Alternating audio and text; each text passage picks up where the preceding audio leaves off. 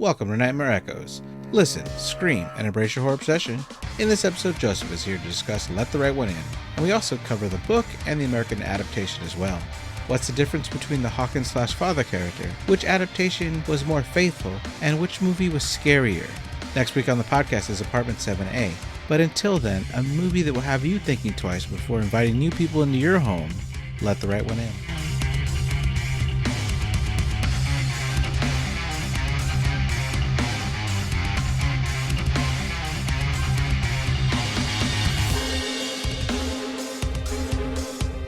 Welcome to Nightmare Echoes.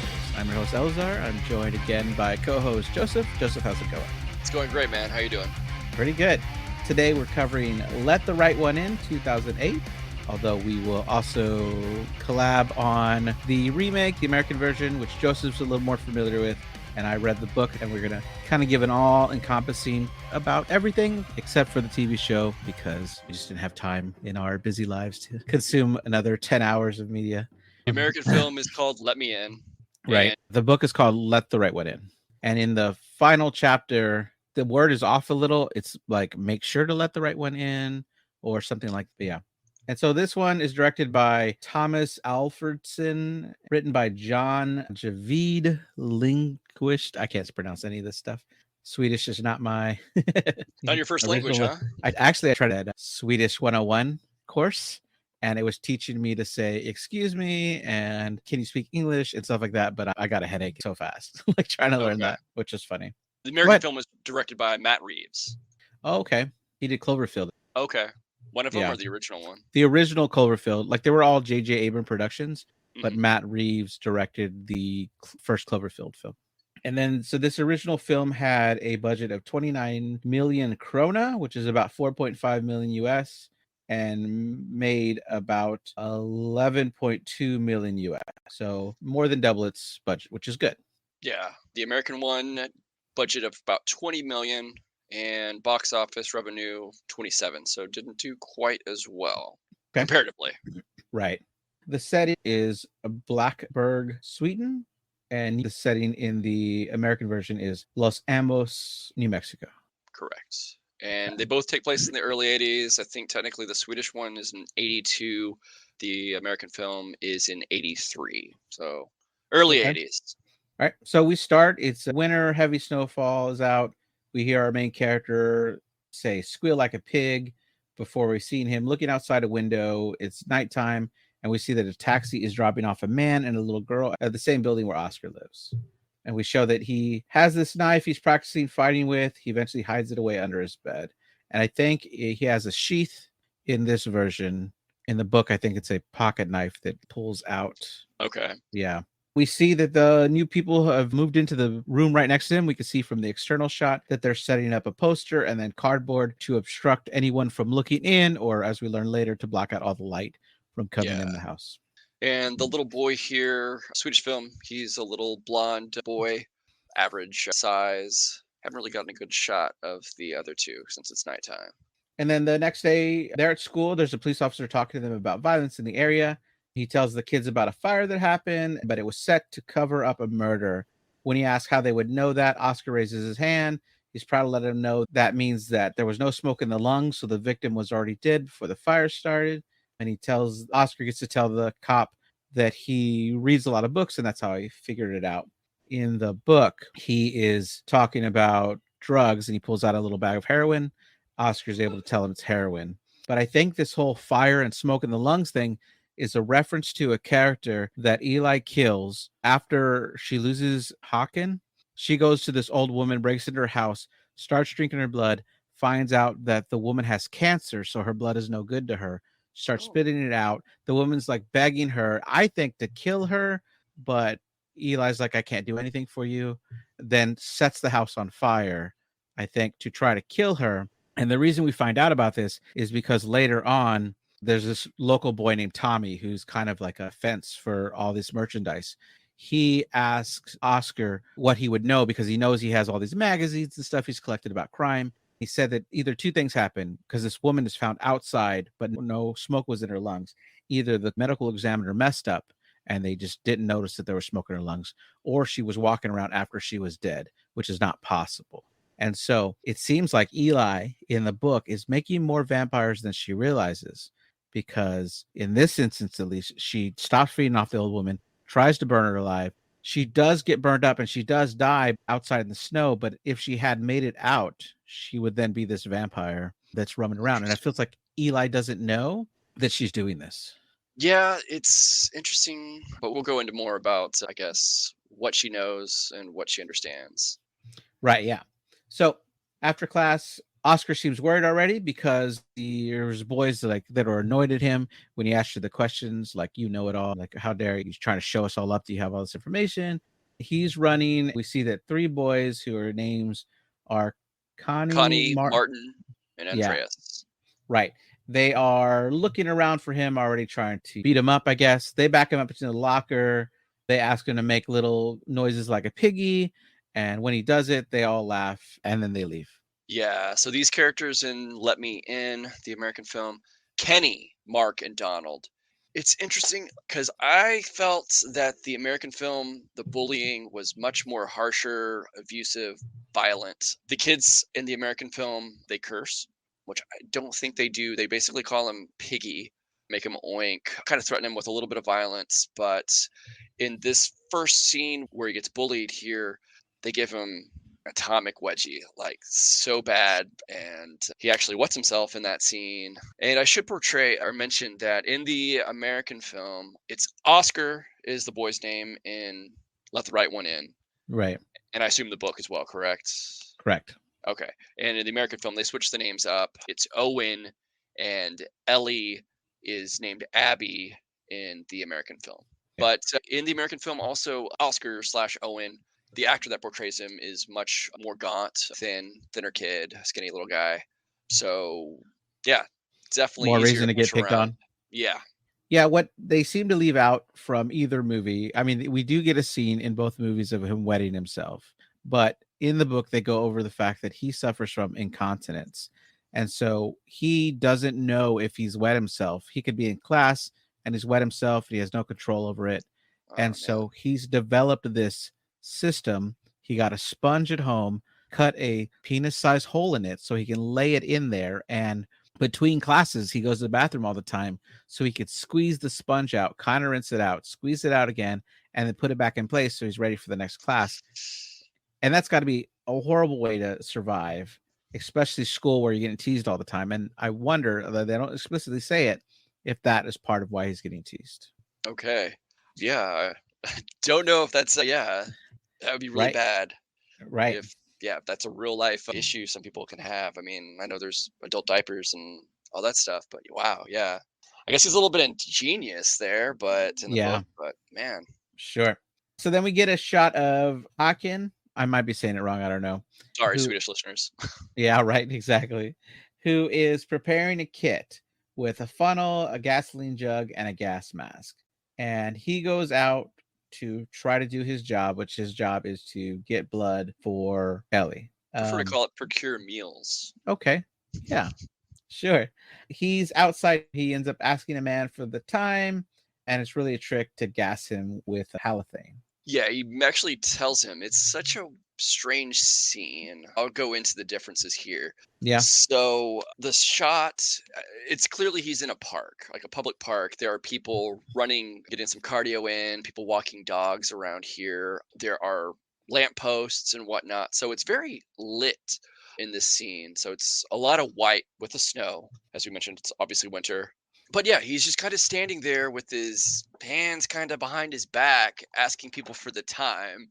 And he clearly has this contraption where it's like a respirator mask, something you would put that would kind of forcefully go over someone's nose and mouth with a right. vial attached. And it's like not sus at all. I know this is supposed to be in the 80s, but yeah, I would have been like, what the fuck is this stranger doing here? But I don't Sure. know.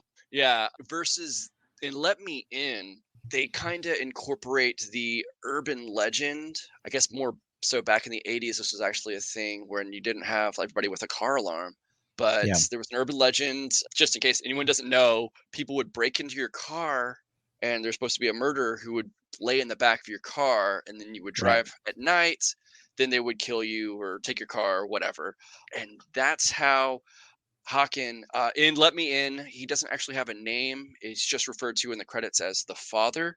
But yeah, that's what he does. So it's, I would say, much darker. Overall, the setting for Let Me In is shot in much darker spaces. He's at Sure. night, like you pretty much see outline of his figure, and he's smoking cigarettes.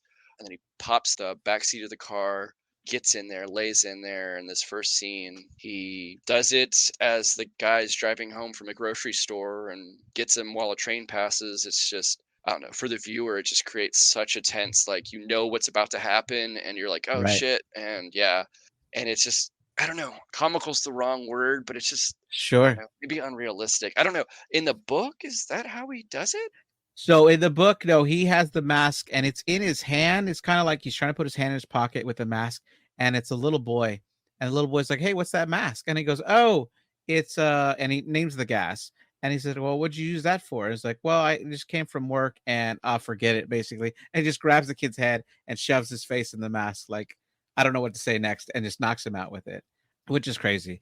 In the book, he has a desire for little boys. They go much deeper into this. There is a scene where he goes to, I guess, a brothel for where you'd find children. He Ugh. goes, and it's not for the faint of heart. The guy up front, he's doesn't know what to say. He's like, "Well, what are you looking for?" And the guy gets out of him that he wants a boy. And he's like, "Well, what are you looking for? 8 or 9?" In his mind, he's like, "That's disgusting. What kind of pervert do you take me for?" And he's like, 12, please. Like, Oh God. which is insane because, like, Oh man. he's got this line where 8 or 9 is, you'd have to be some disgusting pervert, but he wants 12 year. But then, Shades of Gray, man. right. It's so So gross. yeah, so the guy tells him to wait in number 2. He doesn't know what he's talking about. He's like, bathroom stall number 2. So he goes over there, and when the boy shows up, he finds that the boy has no teeth, that they've been removed, so he'd be better at what he's supposed to do. And that Ah. and that bothers him so much that he can't go through with it. But he still gives the boy some money and lets the boy go off, and the boy says thank you, and he leaves. But it's a crazy, disturbing scene. They go into that a lot. He's got a crazy dark history. Um, Yeah, I yeah, noticed that. I read up on it. Obviously, I didn't read the book as you did, but yeah, I knew that it does deal with that really dark subject matter. But yeah, yeah, I am glad it's definitely omitted in both films here. sure. So Oh, also, real go quick, ahead. in the book, it does he procure the first victim here that we see in the book? Is it in a park, in a public space where the people are, or It's still a park, and he okay, gets some kid that I think is walking home from somewhere else, and just tricks him into talking to him. I don't know that he asked for the time. I think he just kind of stumbles over what he's supposed to say, and in his head, he's like, "You got to say something. You're too obvious." Because we get a lot of inner thoughts in the book. okay, But well, yeah, but it's definitely in the forest. okay, at the park, it seems like it's like right in this Right. kind of Yeah. general Yeah. center. Okay, Right. Right. Right. I'll add that then. Like it's clearly where in Let Me In, Hmm. where he gets his victim. He obviously drives the car somewhere else. We'll see he's not successful. He gets the victim, kills him, gets the blood, drains it into the funnel contraption. But in Let Me In, it's snowing, and in that scene, like it's probably at least knee, maybe higher up his leg, how much snow's there. But he goes someplace where it's like if you're driving by a local county road, highway into the woods, up a hill. Like Right. no one's gonna walk up on him. The reason he doesn't bring back the meal is because he trips because it's like probably to 4 feet of snow. He missteps and then spills it, and it rolls down the hill near the car. Right. Whereas in the Yeah, Swedish and film, yeah, it's in the park. He's hanging the guy upside down. He slits either on his neck or his head, somewhere where it's going to drain a lot of blood. He starts collecting it, but then some dog comes over and the owners show up. He panics, runs away collecting the stuff, but forgets the jug. He doesn't notice until he's on the subway that the jug is not with him. that's another thing I wanted to mention too. I noticed in my rewatches. In the Swedish film, he does not have glasses. In the American one, he does. In the book, is he supposed to have corrective lenses or no? I don't know. Okay. I don't remember. Okay. Yeah. I know we know a lot about his history. He used to be a school teacher. And while he's not stupid enough to have tried anything with the students, somehow it gets out the type of magazines he orders, which are suspicious. And so he gets fired. He starts trying to drink himself to death. And this is where in the book, Ellie finds him and says, "You're going to stop drinking. You're going to come with me." He says something like, "Oh, I can afford you, but I'm going to get my life together and then I'll be able to afford you." And she's like, "No, you don't understand. You're coming with me now and you're going to work for me." And so it's kind of crazy. Okay. Yeah, I guess we haven't described Hawkin yet, but both characters appear to be like in their late 40s, somewhere in the 50s, something like that. So in the book, do they meet up? Is that roughly where Hawkin is, or is this like maybe 10 years in the past where they meet? I Did think you get it's that been I sense? think it's been a few years, but not that long. Okay. We see Oscar's at home. He's outside. He's armed with a knife and he's fantasizing about being a tough guy and he starts attacking this tree. In the book, he mentions that he can't really stab the tree that hard or he's going to ruin the knife, which I know I thought about when I'm watching that movie. I'm like, dude, you're just going to destroy your knife. Like, he can't really hurt a tree. This is when he notices Ellie standing on the playscape behind him. He's asking what she's doing, asks if she lives there. Ellie says that she lives right there in the jungle gym, then tells him that she lives in the apartment right next to it, store to his. She kind of jumps off the playscape, and the way that she doesn't bend her knees when she lands kind of feels supernatural to me because I remember doing that as a kid and it hurt like hell. um, and that's my parents were like, "No, you have to bend your knees when you land." I'm like, "Oh, okay, this makes sense." Yeah, and then she lets him know right away that she can't be his friend, which has to hurt hearing that. Is he's always bullied. He doesn't have a lot of friends. In the book, Tommy the fence is his really his only friend, and he's about 4 years older than them, but he just doesn't have a lot of friends. He's like the only guy he kind of talks to. Yeah, just back up just a slight bit here. So in the American version, we'll get to how that one opens up a little later here. Kind of has a little bit slightly different pacing.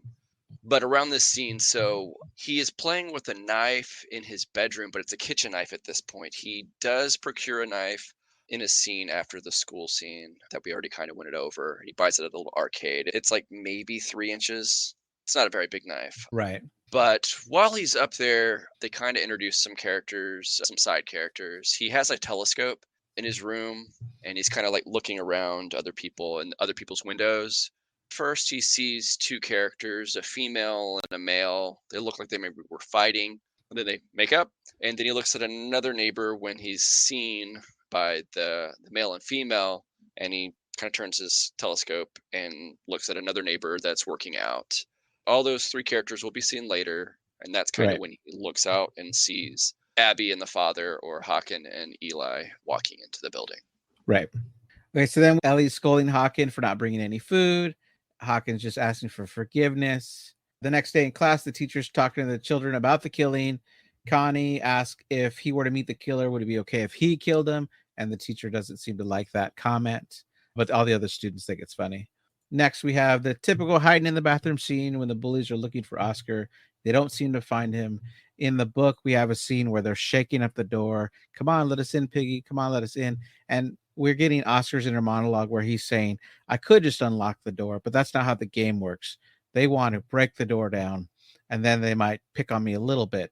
But if I were to unlock the door, it would ruin the fun for them and they might do worse things to me for it.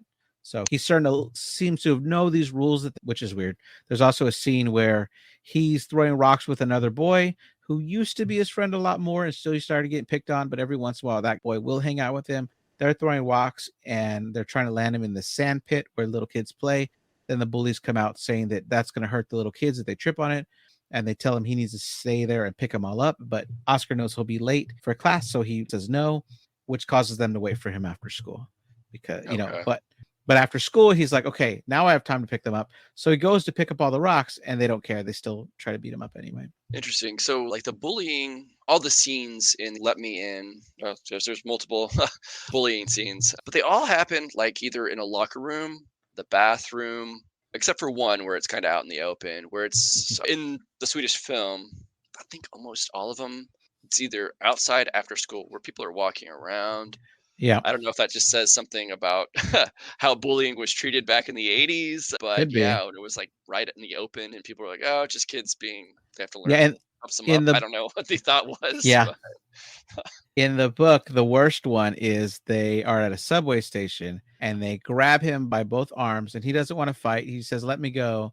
And they say, "Oh, we will in a second." And then he starts fighting when he realizes that they're bringing him over to the subway tracks. Oh God. And a train is coming. They're holding his head right in front where the train would hit, and he's trying to hold it back as much as he can. And it's like less than an inch between his nose and the train. Then it goes by. And then after it's gone, they let him go, and he doesn't fall down, but he stumbles. They run off laughing. This woman comes over, says to call the cops. She will back him up and she'll give a statement because people can't go around doing that. But he's too scared and he wants to run home, and he doesn't report them. Yeah, so that's another thing, I guess. Do you get any inner monologue of the bullies at all? Are they just horrible Yeah, I people? mean, you do when it comes to their motivation. So in both movies, there's a point where he stands up for himself, right? He whacks the bully in the head, the We'll get lead to that. bully in the head. Yeah. Right, right. Okay. There's a scene where Oscar gets them back in the book by going to the school and setting some igniter thing in their desks, which is supposed to burn just their stuff, but ends up burning most of the classroom. But his stuff is unharmed, which makes it kind of obvious that he did it. But we get the inner monologue that the head bully is mad because his father, who's deceased, all the stuff that his father left him was in that desk. He kept it there at school. So that's their motivation a little more. That's when we get a little bit of inner monologue from them. Okay. I was just wondering, like, that dangerous of putting someone's head near a subway, like, one wrong move, you kill somebody Yeah. and like, Yeah. wow. It's insane. Yeah, okay.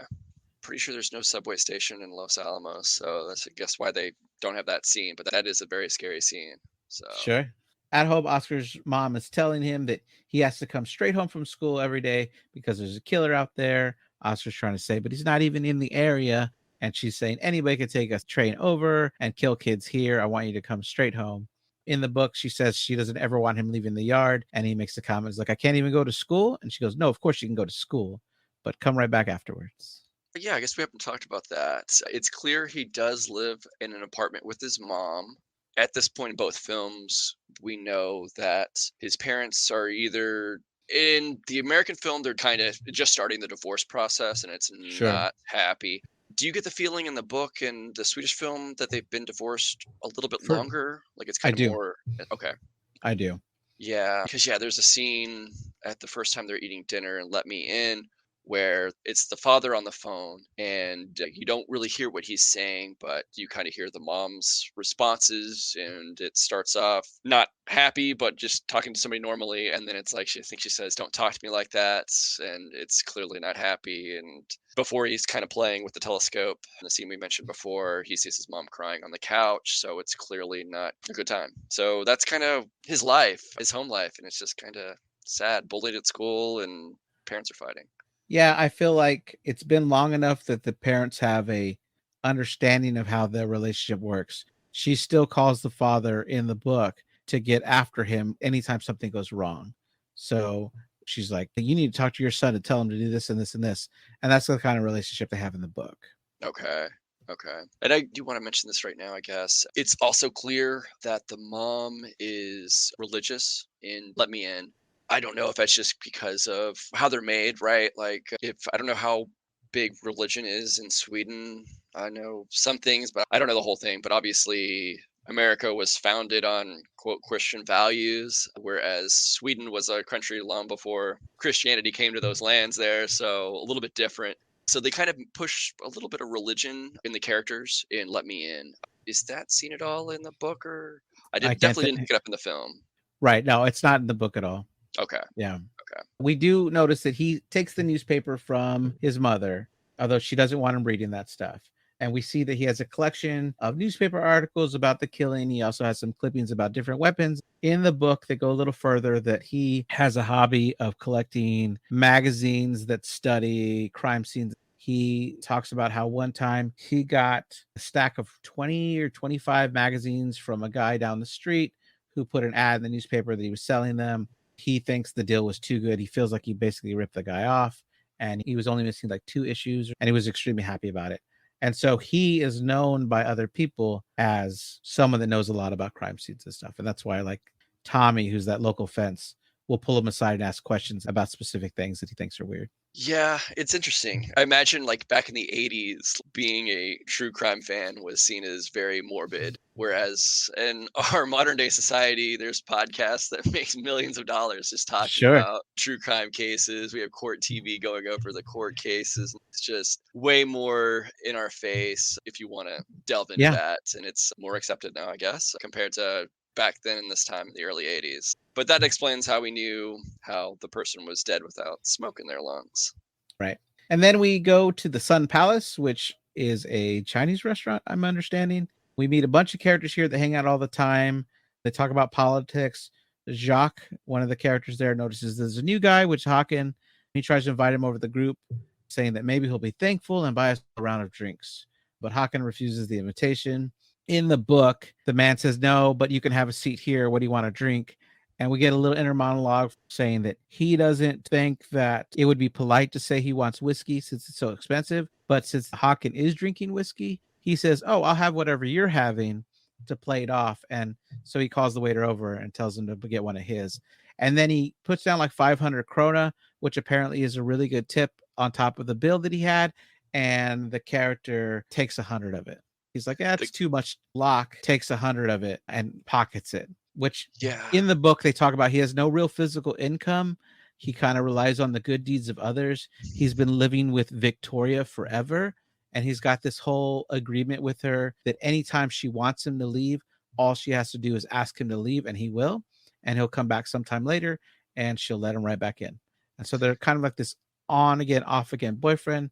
And then I know it's covered in the American film a little bit, but in the book, he has the stamp collection that was his father's, that like worth a lot of money, and every time he sells a little piece of it just to survive. Okay, so is he doing that kinda earlier in the book then?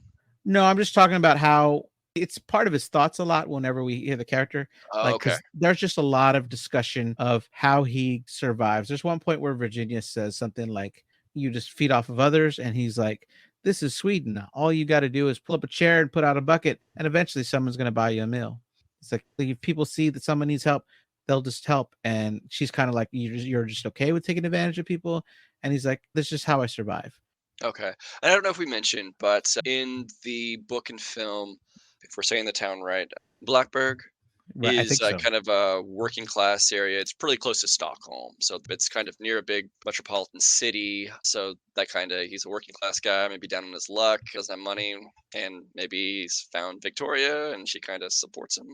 It Yeah. seems, yeah. Okay, so they kind of met these characters, or at least their scenes. There's no Sun Palace, whereas the Swedish film kind of goes closer to the book. They kind of took some changes here.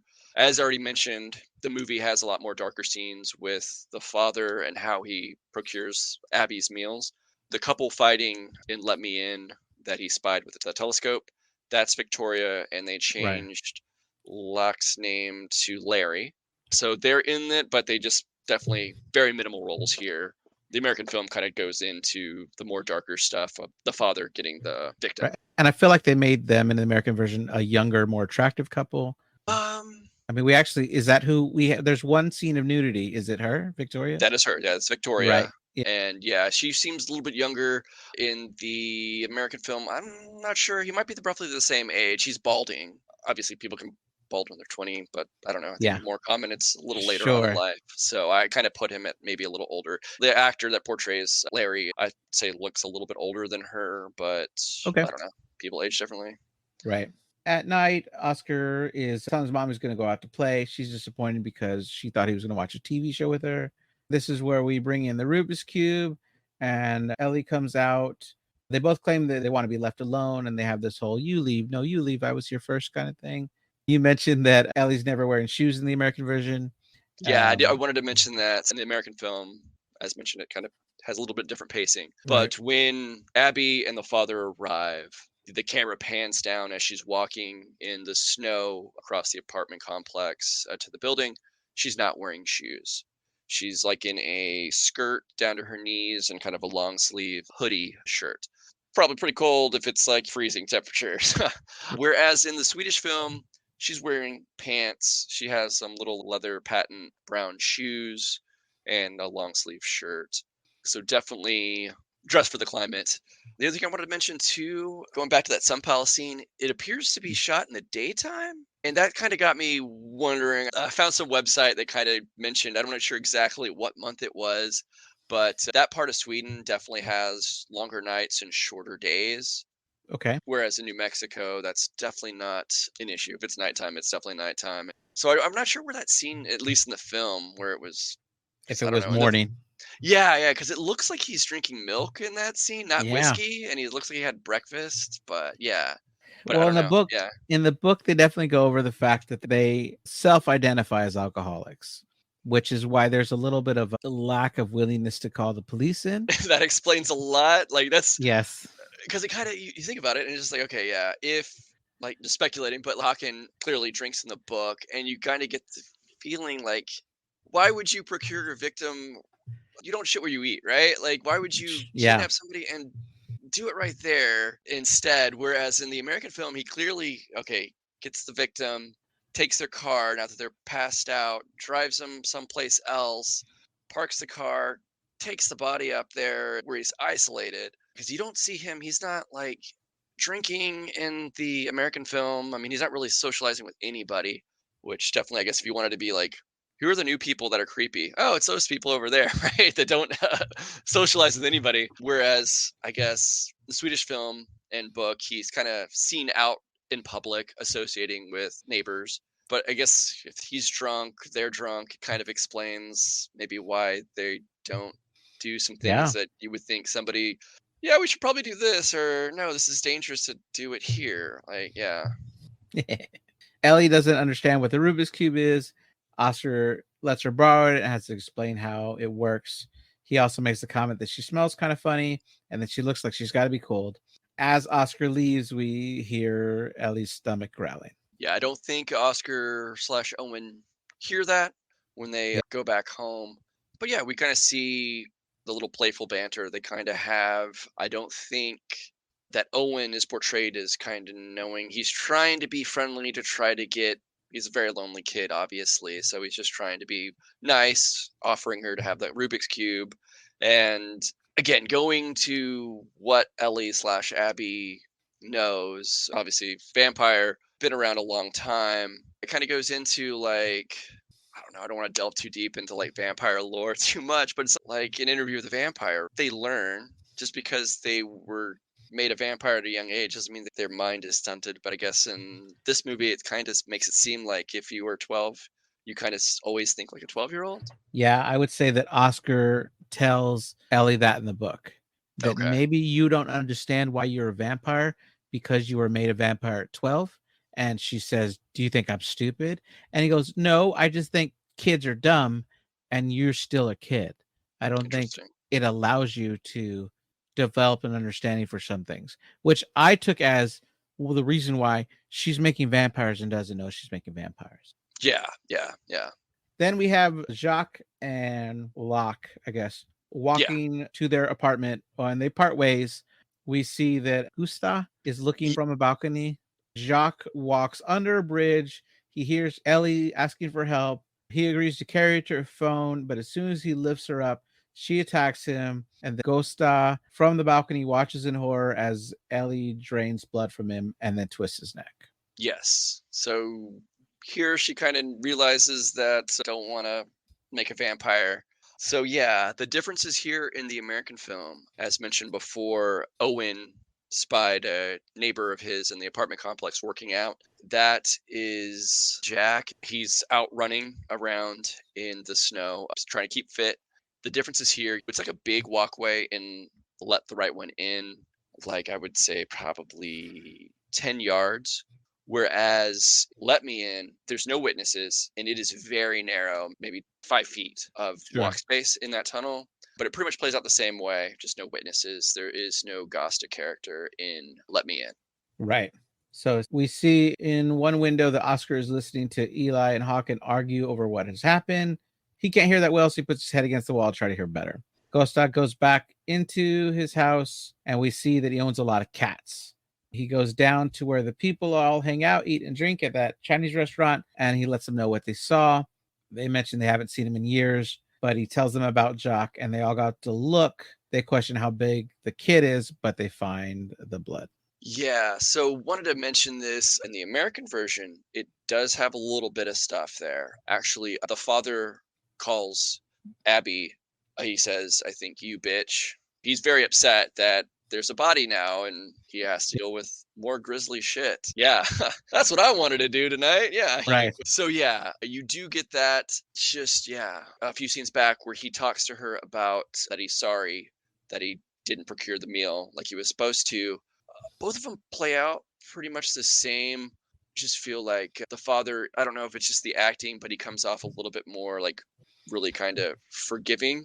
Okay. Maybe because they kind of change up how they've met each other, but he kind of actually feels more remorseful about not procuring the meal. Whereas in the Swedish one, he's kind of more matter of fact about it, not really kind of the emotions not there. So knowing what we know, I think it's not the acting. I think it's kind of that's how the character is supposed to be portrayed. I don't know. How did you feel about? So in the book, he always uses every excuse to ask if, okay, well, I'll go out and try again, but can I touch you tonight? That's Right. right. There's one point where the last time he goes out in the book, she agrees to let him lay next to her and hold her, but nothing else. Okay. Uh, Yeah, Um, that's right. I forgot about. Ugh, yeah. And yeah. so, So yeah. so he's motivated for that reason. Okay.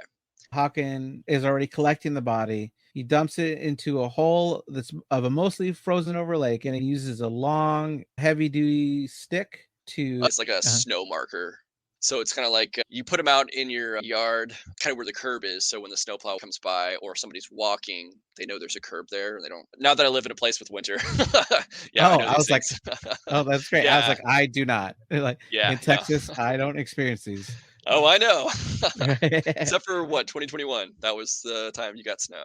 About the Rubik's cube part now. Right. So he goes back out. Oscar goes back outside. The He next finds day. the, yeah, the next day. He finds that the Rubik's cube is covered a little bit with snow, but it's there and it's solved. I mean, he makes him smile. We see Oscar in class and he's studying the cube. We get some exterior shots before we cut to night. And this is when Oscar meets Ellie again. And now she looks very healthy. Just a note here and let me in. Abby's now wearing shoes. So I don't know. I was thinking about that, and I don't know if she just got them from the victim she had Maybe. or not. I don't think in the film you know where they come from because I think he has his shoes on when he puts them in the body in the ice. But anyways, she's starting to try to fit in and dress normally in the Yeah. winter. Right. And I think she bathed because she smells better now. Yes, yeah, he does mention that. He doesn't say Right. how she smells, but I don't know if it's BO or if it's just death. I don't know what it would be. Yeah. Right. In the book, Hawken gets mad that she smells like soap. It's like, what are you doing? You smell like soap. And she's like, she mentions like, oh, I'm going out to meet someone. It's like, you never meet anyone. What are you doing? He gets mad about the Rubik's Cube. He's like, don't you have enough puzzles? You don't need another puzzle. You don't have any friends. What are you doing trying to make friends? He's actually definitely jealous that there'd be someone else in her life than him. Certainly. I mean, if you have the proclivities that this guy has, I, I don't know. I don't want to get into that psyche Yeah. of him, but like obviously society's telling you that that is wrong. So Right. you'd want to isolate. It's like anything's trying to isolate you from your loved ones is bad. Cults, bad boyfriends, bad girlfriends, bad relationship partners. They try to isolate. That way they can control you, and that's clearly what Hawkins doing is trying to Right. control her as much as he can. Obviously, she's a vampire that could kill him if she wanted to. But yeah, Right. So he asked her how she solved it, and she said she just twisted it. And then they finally tell each other their names. Oscar asks how old she is, and she says she's 12 more or less. He says, what does she mean more or less? And she says she doesn't know when her birthday is. And he asks, well, when are you supposed to get presents? And she says she doesn't get any. He tries to give her the Rubik's Cube, but she turns it down and she offers to teach him how to solve it. yeah. When he tells Eli slash Abby his age, he gets down to the year, how many months, and how many days. He's very precise, and then he's like, that's kind of why he goes more or less like, I know down to the day when my next Right. birthday is, and you don't even know what day you're born on, and yeah, exactly how old you are. That's something I do at work to annoy people. Like a name down to the hour of how long I've worked there, which is too funny. So I don't know. It's You want usually to talk about your skills as the Rubik's cube, sir? so okay, sure, yeah. So my brother Jeremy, used to study it a lot, and he got it down to solving it in 4 minutes. And then he said, "Hey, you want this? I've accomplished enough with this in my life. I don't care if you get better than me or faster than me. I'm never going to pick it up again. I'm done with this thing." So I started studying it. There was a website that used to walk you through these steps. And Oh, I remember getting to a point where it says, okay, to get faster than you are now, there's something like 120 to 150 little patterns you can memorize in step 3 that would each shave off seconds from your time. The more you memorized, the more seconds you shave off from your time. And it said, warning, this will not get you late. and so you're like, all right. No, no, no. I'm kidding. It's just right. So I remember the fastest I ever did it was 2 minutes and 52 seconds, which I know Oh, was never a world record, right? Like, because some of those people can do it in like 11 seconds or sure. faster, which is ridiculous, but it was great. And I remember being at a lesson in AmeriCorps where we were studying women in history to write our own play. Okay. And when we were learning from this person, I would solve the cube, hand it down to somebody else on the team, and everybody in turn would mix it around and then hand it to me, and I'd solve it again. And by the fourth time, she stops the meeting and goes, "Wait, how are you doing that?" And I'm like, "Oh, I just know how to solve them. I've memorized patterns to get you to the end, and I'm just trying to always be faster." And so it just like used to blow some people's minds. I Oh definitely yeah. haven't done it. I haven't done it in maybe 14 years. So Hey, yeah. I definitely don't have it anymore. But it was a lot of fun back then. I messed around with one when I was itty bitty child. Probably was given that as a gift because I don't know why, but yeah, I was much too young for it, and yeah, the internet wasn't Yeah. around when I toyed with it, so I was just like, okay. I think the best I got was maybe one side the same color, and then everything else is a jumble of colors. And they're like, oh, well, I don't think I'm going to solve this. This is about as best as I'm going to get. I'm happy. I'm done. That's too funny. So in the class, the teacher is reading The Hobbit, and she dismisses class. Oscar has been copying down Morse code from a book, and Connie takes notice about this. Oh, in the American film, they're watching Romeo and Juliet in the Okay. scene. I don't remember exactly which version it is, but they're watching Romeo and Juliet, and it goes over a moment in the scene and the dialogue that will be used later on. But yeah, because in the book, are they learning Shakespeare? In the book, he reads Firestarter a lot by Stephen Okay. King, which Oh, he okay. thinks is humorous when later he sets a fire. I mean, the mind of a bullied, lonely kid. You gotta find your humor somewhere, even if it's dark, I guess. So after this, Connie and the gang are waiting outside for him, and they want to know what he wrote down. When he doesn't want to hand it over, one of the bullies wraps an arm around his neck. Andreas walks over with a big stick to whip him, even though he seems hesitant to do it. But it seems like the other bullies are too afraid of Connie to say no. Hmm. Oscar is being tough, refusing to yield a scream. So Connie motions to Martin to take over. Martin goes right to the face and he cuts his face across the cheek. Yet Oscar still doesn't seem to scream. Yeah, I think his friends in the background are like, "Oh God, man!" Yeah, they're worried he's going to tell his mother. But they just run away in this scene, and they taunt him as they're running away, like "Piggy, piggy," and they just run away. Like there's not going to be any consequences. They just assume that he won't tell his mom. In the American film, this is a slightly different. So like where that one takes again, that scene in the movie takes place outside of school in the daytime. Like I know other students go and get a teacher. Like no one wants to be a tattletale. I don't know, but like wow, man, kind of sad. I guess if that is the case and no one cares, you can kind of get kind of more in the mindset of Oscar. It's hopeless. This is my Yeah, lot in life. I'm gonna get bullied and no one cares. But in Let Me In, it takes place in the locker room after a PE class. I will mention there is a scene in the American film, happens earlier, but he doesn't want to go swimming as a skinny guy. I didn't want to go swimming either in public because people were like, "Oh, you're so skinny," and make fun of you. So I assume maybe that's why he doesn't want to as well. But while in that scene, those bullies are harassing a young woman in the pool and he gets in trouble. It's a couple of scenes where one of the teachers kind of tell him to stop. They get in trouble. The gym teacher tells them to do extra laps and he doesn't want to. But then Kenny slash Connie notices that Oscar slash Owen is smiling and probably infuriates him even more. sure. But the scene where he gets hit across his cheek, it happens in a locker room, so it's isolated, where no witness could see him. And instead of them just running away, And also, it's only the bully Kenny, the leader of the guys, who was hitting him. And definitely the other kids, I think one of them says, Jesus Christ, dude, what's he going to tell his mother? Kenny kind of gets into his face. The actor just has a scary, he as a child actor, he's like, wow, man, really gave me some like hair standing in the back. He just looks so mad. He gets right up to Owen's face, pointing at him. You're not going to tell your mother anything, right, little Right. girl? They always, instead of calling him Piggy as they do in the, I assume, the book in the Swedish film, Hmm. it's misgendering little girl. You're not going to do anything, right, little girl? And he tells him to say it. They don't leave until he says it, and he says it, and yeah, then they run off. But yeah, it's just poor kid. Yeah. So back at home, he tells his mother that he just tripped on a rock at recess, and she tells him Hmm. he's got to be more careful. Outside, Oscar is teaching Ellie Morse code before she asks what happens to his face. When he tells her, she tells him that he needs to hit back and hit back hard. He says, but there's three of them. She says that you need to hit back harder, harder than you would even dare, and that will stop them. And I had all my children in Taekwondo. My father and I were in Taekwondo. I got my third degree level 3 black belt, and my oldest Joshua got his black belt too. But way before that, I remember at school, maybe first or second grade, some kid hit him and he just punched him right back, like really hard. And no one has hit my kid since. He's like in the 7th grade now. It's pretty crazy. Yeah, yeah. I wanted to go back.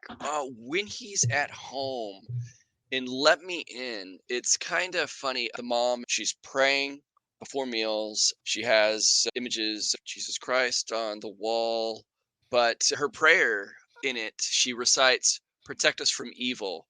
It's interesting because he's bullied at school, tormented. No one seems to really help him there. He doesn't have any friends. He's isolated. And thing is, the true evil is living right next door, but Yeah. this vampire girl is probably the nicest person that he's met outside of his parents, I would assume. It's just kind of, they definitely play on that a little bit more again with the mentioning evil in multiple scenes. We didn't get to it. Obviously, there's a scene later. It's the 80s, and Ronald Reagan was our president in America, like it or not. And yeah, there's some quotes from him in the film where he's talking about the good versus evil dynamic. Okay. Oscar's listening through the wall, and we cut to Ellie bossing Hawkin around. She tells him that she needs to be at that wall that I guess he normally sleeps at, and it's so that she can start tapping Morse code with Oscar against that wall.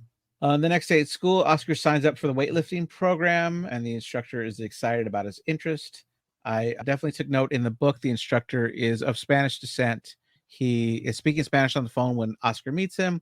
Oscar's like, "Oh, how's your dog?" And he's like, "What dog?" And he's like, "You said perro. Doesn't that mean dog?" And he goes, "Oh, I said perro, not perro." And I'm like, "What?" Like, because one means Yeah. butt and the other one Yep. means dog. Yeah. And Yeah. I thought it was pretty funny to include that in the book. Yeah. Not B-U-T-T, B-U-T, just for the Yeah. non-Spanish speakers. After school, Oscar buys some candy. Ellie's with him. We notice that there's a cat there that doesn't like Ellie. Oscar offers one of the candies to Ellie, but she says no, but eventually tries one. But then we find out that she's vomiting from it. Which is kind of the trope in many vampire movies. They cannot eat normal food. So yeah. Yeah, which was not that way in Buffy, because Spike was always like, "Oh, you got to try these wings," stuff like that, which I thought was Okay. funny. Okay. Yeah, it's just interesting, all the different myths and legends around what they cannot do. It's just different. Obviously, there's a lot. So this movie definitely has some and doesn't have others. No one's glowing in the sunlight in this one, the way vampires should be. Die on that hill. Now, Right? yeah. So I think in the American film, the little differences here. It's an arcade, but I love it too because it's like the '80s, and in this scene, Culture Club's "Do You Really Want to Hurt Me" is playing, Nice. which "Do You Really Want to Hurt Me" kind of goes to the whole theme of the film, just between their relationship. I can't be your friend. Okay, now we're friends, and some stuff we'll get into later. But the attendant there that's giving the candy is totally like, yeah, definitely a big fan of the Culture Club. Kind of has the makeup and the little braided hair. I don't know. I was not alive in the early 80s, or not to the point where I was going to arcades anyways. But yeah, that's where he bought the knife in the American film, whereas in the Swedish film he already has the knife, right? You're right. Yeah. So I don't know. Yeah. Knives Yeah. were okay back then, I guess. I don't know. Yeah, I remember them being a much bigger deal in the 90s. they passed a law, at least locally, that you couldn't have anything over an inch that Mm-hmm. represented a blade. Even if it was like a little necklace ornament, people would take it away. I Yeah. did note that in the book, he buys candy just to cover up the fact that he's stealing a lot more candy. Yeah. Yeah. So no one suspects him. Yeah, so he apologizes to her, gives her a hug. She asks if he likes her, and he says yes. And then she asks if he would still like her if she wasn't a girl. He doesn't understand, but he says that he would, but asks why she's asking. Mm-hmm. Which she doesn't really answer. And yeah, more on that later. Then we have this montage. I guess I wrote a week. Maybe it was just the weekend. In the book, it's just the weekend that he Oh, spends okay. with his Okay. dad. But they seem to have fun with kind of like a sled out there and everything. We cut to Hawkin preparing another kit to go out for Eli, and he's prepared a glass jar of acid. He tells Eli that people know his face and that he lives there with her. And she says that maybe he shouldn't go out. And he says that he has to. He asked that she not go see Oscar that night, and I'm not sure if he wants her to stay in while he's hunting or what's going on there. Yeah. So, couple things here. In Let Me In, we never see Oscar slash Owen's dad at all. We just know that he does exist via phone calls. One the mother made, and then one he makes later. But yeah, so this scene, it's between Eli and Hawkin. They're talking, and she kind of touches him. It's just the face in that one. Is that right? I don't remember. Okay, they kind of touch, and that kind of maybe portrays. It's really unclear on how close the Swedish film goes to the pedophilia of Hawkin that's Right. portrayed in the book versus the Swedish film. They don't go into that. There is that moment where Eli's putting her hand on Hawkin. In the American film, this happens as well. It's much more longer. I noticed, like, I think Abby first kind of touches the elbow and kind of like moves the thumb, kind of caressing, and then the face, and the father kind of dips the cheek into the hand, and there's kind of this moment that they care about each other. So those are just kind of some little differences there. Kind of questions what exactly their relationship is. I can only imagine having read the book and then seeing the American film and kind of where they're going with it. But Yeah. yeah, yeah. I think the American film smartly handles it a different way, which I know we'll talk about a little Oh yeah, towards the end. yeah. We will. Yeah. Yeah. So Hawkins outside watching some kids play basketball. And as everyone's leaving and the lights are going out, there's two kids outside waiting on another boy named Maddie. And we see that Hawkins has Maddie hanging upside down. He's ready to drain him when the lights are turned off in his room as well. So he tries to find the flashlight when the boys start knocking on the window, which seems to wake that boy hanging upside down up, and he starts screaming for help. Hawkins knocks over the acid. He does pick some of it up. He gets some of it on his jacket and starts eating away. That's how we know it's acid. As they come to rescue him, Hawkins takes the remaining acid from the jar and pours it all over his face.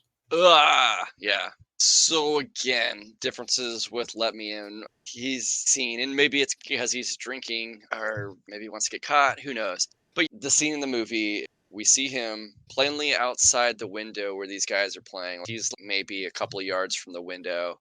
I don't know if it's just shot like we can see him through the window just for the shot, or if it's actually like the basketball players can't see him, but the viewer can.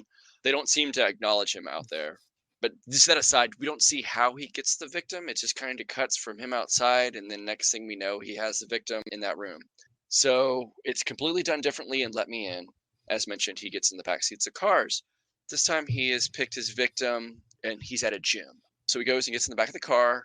The guy comes out of the gym, gets in his car, starts it, and as he's driving away, another guy yells at him and asks, "Hey, can I get a ride?" He's talking about his buddy Kip, who has a girlfriend, and it's happened to me. Friends just kind of leave other friends when they have girlfriends. So he gets him a ride, and it kind of pans back and forth. It's mostly from the viewpoint of the father who's in the back. You can see his eyes where he's like, "Oh shit, I have two people now in this car. What am I gonna do?" The guy that gets in the car, the passenger, puts a bag back over the father's feet. They continue driving, making small talk about his buddy Kip and the girlfriend. He has to go get gas, so they stop at a gas station. The driver gets out of the car and goes to the attendant. The passenger turns on some music. It is Blue Oyster Cult, Burning for You.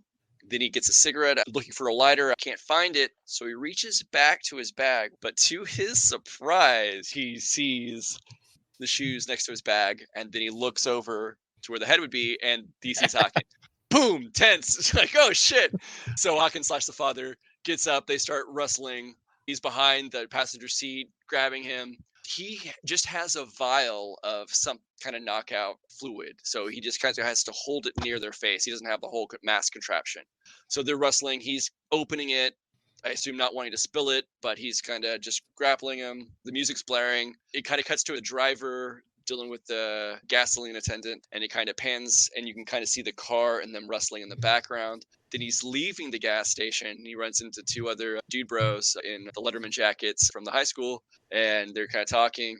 The father finally gets the guy knocked out, and around this time, he gets into the driver's seat and puts it in reverse, starts the engine, and tries to drive away. The guys chase him. It's a very chaotic scene. He's kind of going backwards, weaving in. Cars are honking as he's going into traffic. Then he kind of goes off an embankment and down a hill. The scene is shot like the camera is in the car and it's just tumbling as the car is going over and over. It lands, crashes. They start running down the hill. He knows his goose is cooked. Unsure if the passenger is knocked out or killed, but he's definitely bleeding. Hawkin tries to struggle. He cannot get out, but he does manage to reach his stuff. He gets the vial of acid and puts it on his face there. And this is where I'd like to talk about how Let Me In, the introduction to the film is different. The introduction is technically a scene preceding this scene. The father has just put acid on his face. The opening sequence, it's ambulance and police escort going down a kind of winding, snowy night. They kind of swerve, slip on the road. Then it gets to the hospital, and we meet a detective, a character that's not in the film. Let the Right One In, anyways. I'm not sure if he is more seen in the book or. They have quite a few detectives in the book. Okay. And he's talking to the head nurse on that floor about where this person is, the father. He goes in there. He asks the nurse if he can speak. We learn that the father cannot speak because the acid and the fumes have burned his throat. So he goes in there, pulls out a notepad, lays it down, puts a pin there, just asks, we want to know what's going on. Are there more of you? Are you some kind of a Satanist? Are you in some kind of cult? And just to let you guys know a bit of history in America, if you're unsure, there was something called the Satanic Panic that started around the early 80s. Historians note that it started kind of after this book, Michelle Remembers. You can go and listen to another podcast that talks about it. You're Wrong About with Sarah Marshall goes into that. Just want to shout out. It's a good podcast. I listened to another one that went over it. Okay. Yeah. It's basically anything that alluded with demons, devils, rock music. You were kind of outcast. You can think of there's a couple of murders that people wrongly convicted because they listened to Metallica or Megadeth. And yeah. Anyways, that happened in America. So I'm assuming it didn't really happen there because they don't use it in the Swedish film. Right.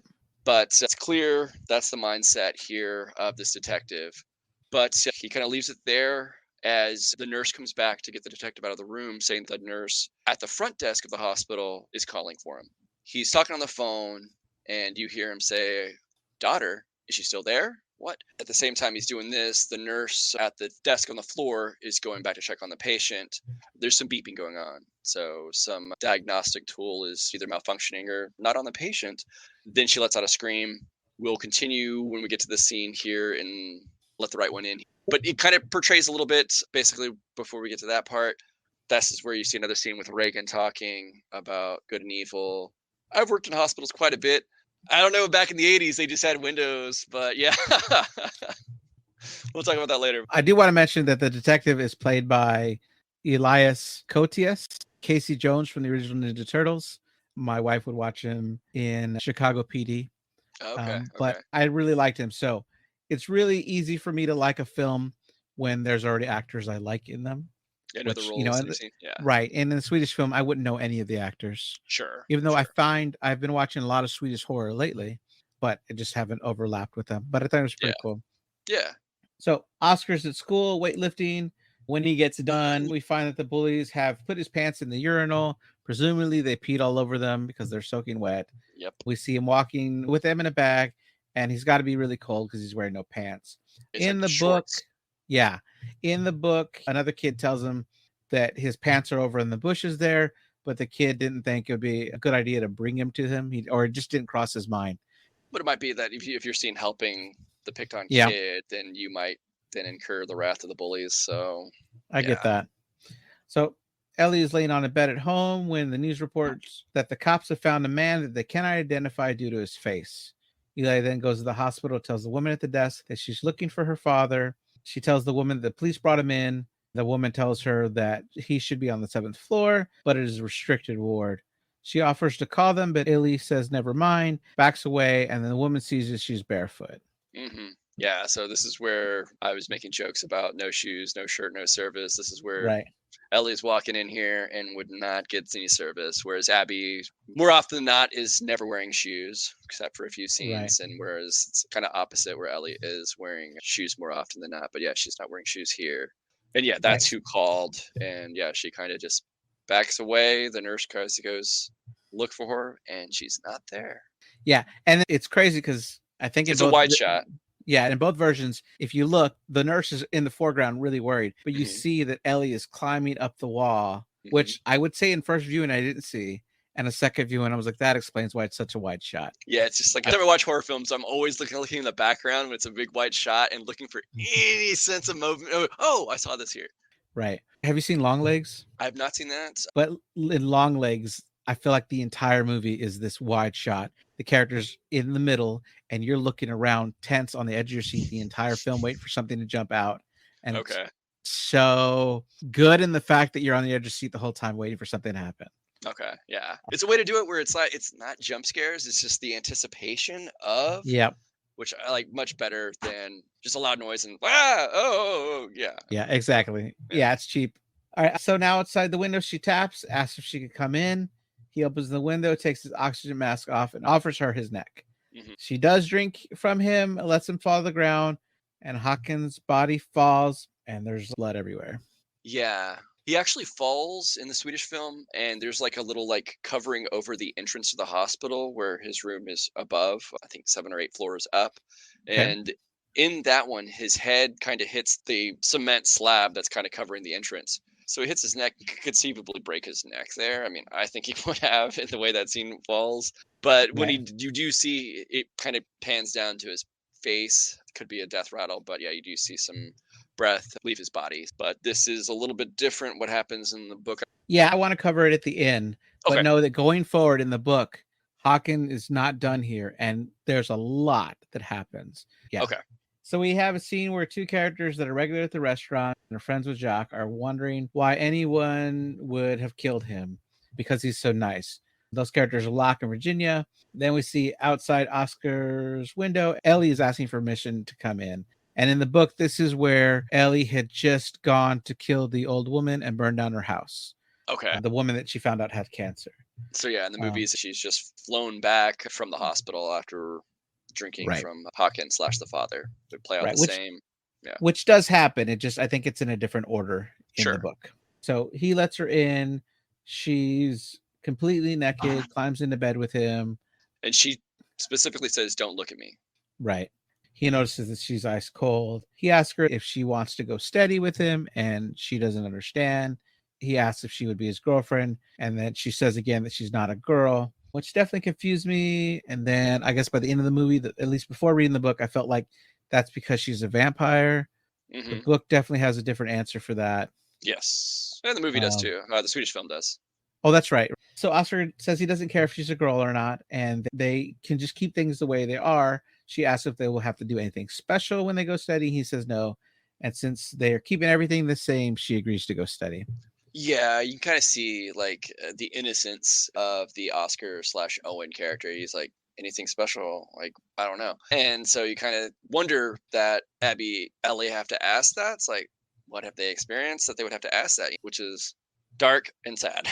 But yeah, then you see it's kind of counteracted by the innocence of Owen and Oscar. What else would there be? I just want somebody, somebody close, confidant, a Yeah, female, So right. yeah. So the next morning, Oscar is shocked that she's gone. He finds that she has left him a note. Yes. Okay. The note reads, "To flee is life, to linger is death.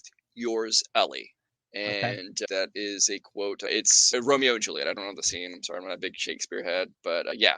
Okay. Which that's why I was wondering. So I guess it makes sense that Ellie, being a vampire, has lived a long time, so she's probably encountered Shakespeare.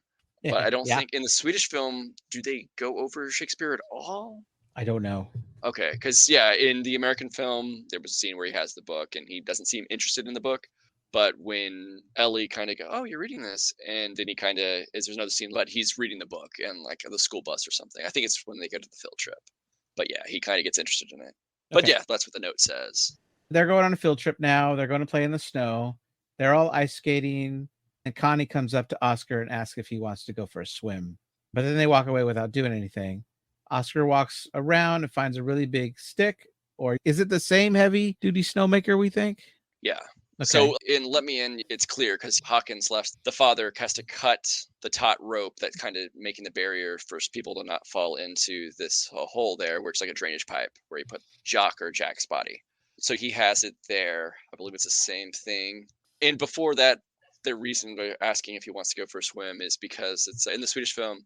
Since he's Spanish, obviously Swedish is not his first language. He says, "Watch out for that holy there," Mhm. trying to say that there's a hole there on the ice. Right.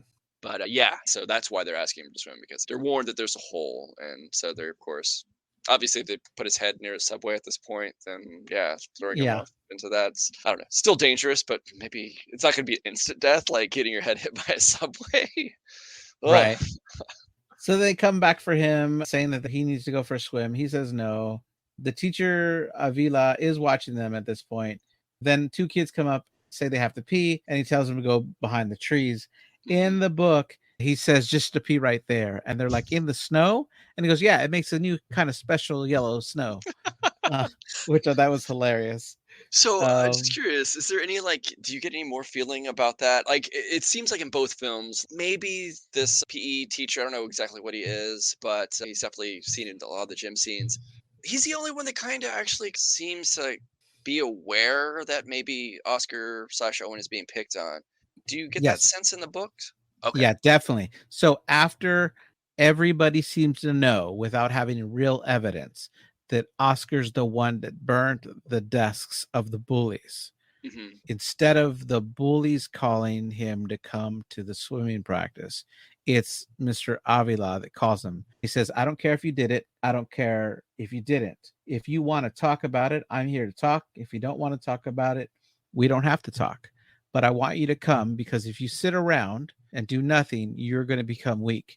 And he says, what, I'm sick right now. And he goes, well, you'll continue to be sick if we don't make your body strong. So I need you to come and make your body strong. So he cares for Oscar a lot, Okay. and Okay. up That's in nice. a very appropriate way that a Yes. Yeah. teacher should. Yes. That Yeah, makes sense.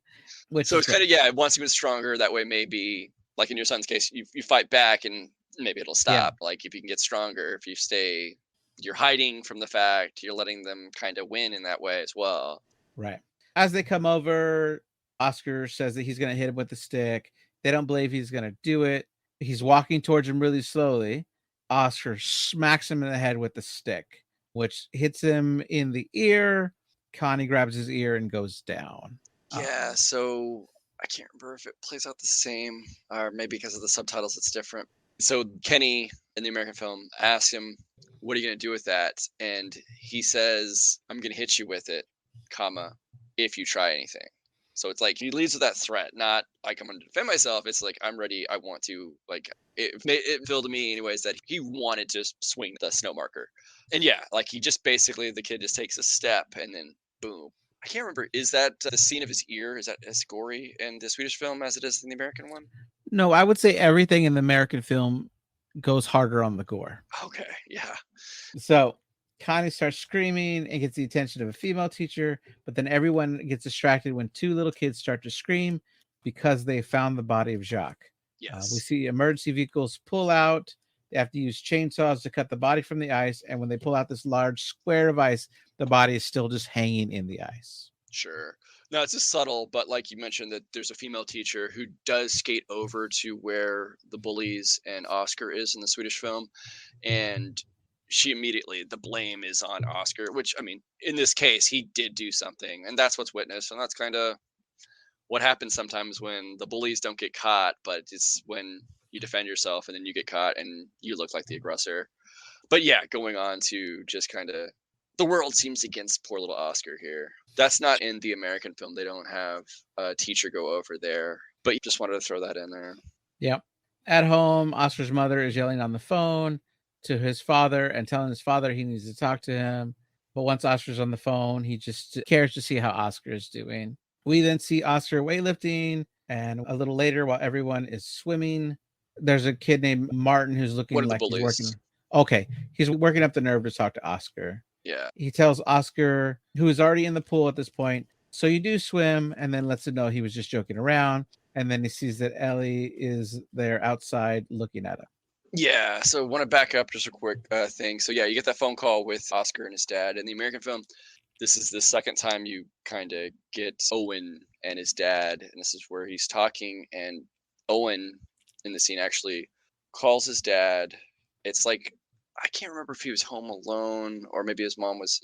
It's unclear what the mom's drinking, but it looks like a wine glass, but it could just be a stemmed water glass. But she's often seen kind of asleep already, which a single mom, maybe she's working two jobs. But anyways, so he calls his dad, and his question is there evil? Can people be evil? And he's clearly like dealing with this like good and evil thing that kind of is more in your face in the American version with the satanic panic and everything that happened in America during this time. So, Yeah. but again, it kind of goes into the parents thing because he's like, what? He doesn't answer the question. He's just kind of like, is this something that your mom's putting in your head? Yeah. And he's clearly like not religious because he's like, you got to get this religious shit out of your head. Like, it's not good for you. Is your mom there? And well, you let her know that I want to talk to her. So I definitely saw this growing up with some friends and acquaintances. And yeah, oftentimes one parent would get really religious where the other one was kind of stay the same, or yeah, it was just really awkward. Sure. So in the book, the dad really doesn't know what to say to him. And after he gets off the phone, he's like, okay, I'm going out. And the mom's shocked, like, wait, what did your father say? But she doesn't get anywhere. And he just goes, which I think is funny. Okay. Then we have a scene where Oscar goes with Ellie to a location where some of the big kids hang out. Where is this location in the book? Because I get So the in the feeling in book, the Swedish film it's at school, and in the American version, this place is at the apartment complex. it's definitely at the apartment complex. Okay. And so there's multiple buildings. This is under the building that Tommy, the local fence, Okay. it's where he hangs out all the time.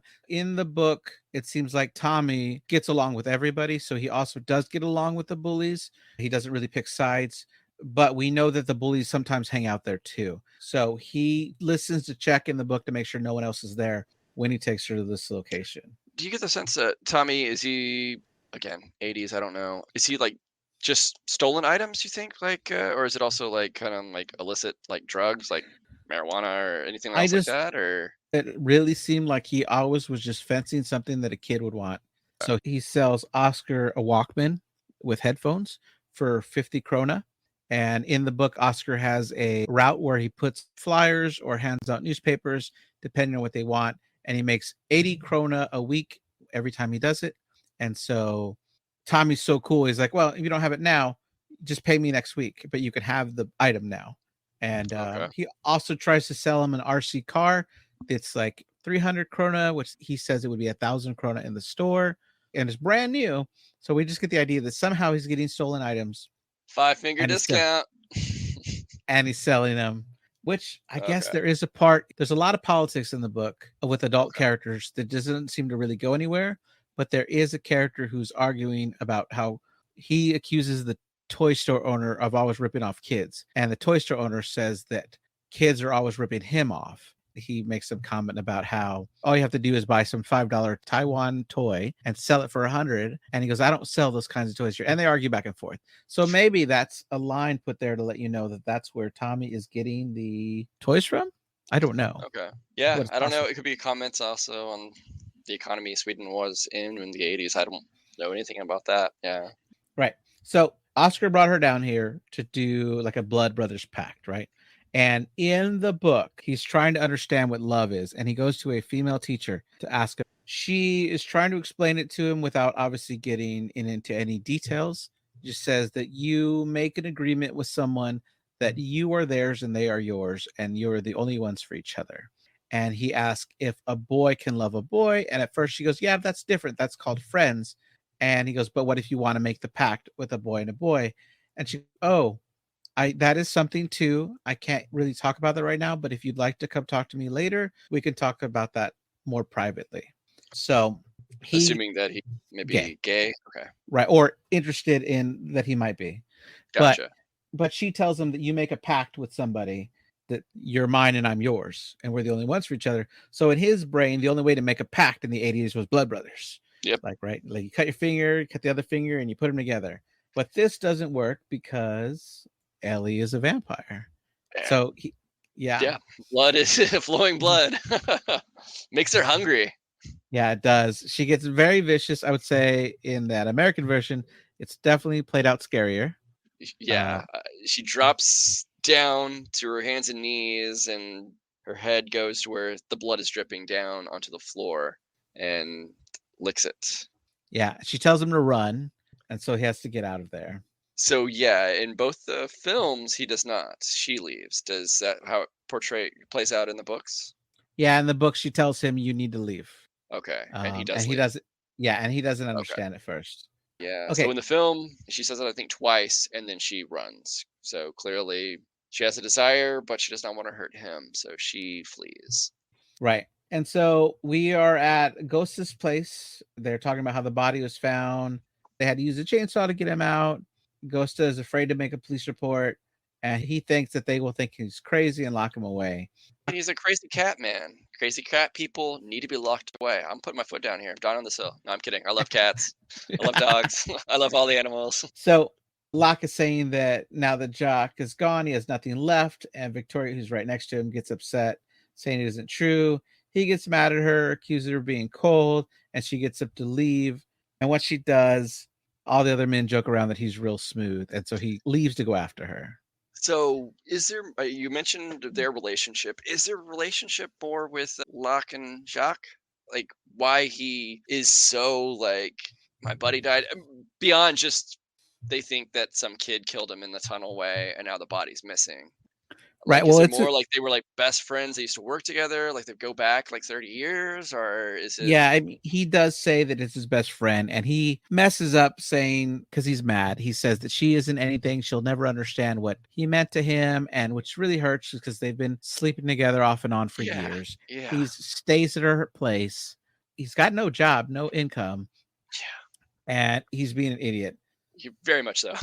Right. So he chases after her. These events line up with the fact that Ellie just saw blood and she's now hungry for blood. So Victoria's out walking alone, walks up these stairs, and Ellie's there waiting for her. She jumps on her. Locke isn't too far behind, kicks her off before she could finish the job, and Ellie has to run away. Yeah, so it's alluded that these characters clearly drink a lot in the Swedish film. In the American film, you don't really see that. Again, these characters are very minor, more plot devices than fleshed out characters. But Larry, who is Locke in the Swedish version, Larry actually kind of jumps on Abby as she's attacking Victoria and kind of wrestles her off. Abby kind of snarls at him, but then flees, running pretty quick and easily jumping over a fence. It shows Larry chase after Ellie as he's yelling, "Someone call emergency services or 911." And then he quickly goes back and attends. Whereas in the Swedish film, he kicks Ellie off, Ellie flees, and then he kind of stands there and then slowly lowers down. So I don't know if it's playing on the fact that he's just a drunk. That's kind of what I'm going with at this point, is that he's just not there. But it also kind of maybe, again, we don't know much about these characters, but maybe Larry and Victoria, they care much more for each other than, Maybe. I don't know. Locke kind of, I don't know. He's all over the place. He likes his buddy and he's telling that Victoria is not anything. It's just like, wow, dude, you were, quote, smooth. Right. So the next morning, Victoria's asleep in her bed when a little bit of light comes through on her finger and it starts to darken and it starts to turn bright. And then she pulls it away from the ray of light. She puts her finger in her mouth and is confused at what's going on. Then she opens the mini blinds, but luckily for her, she lets go of them in a way that the mini blinds fall back down. Luckily. Yeah, right.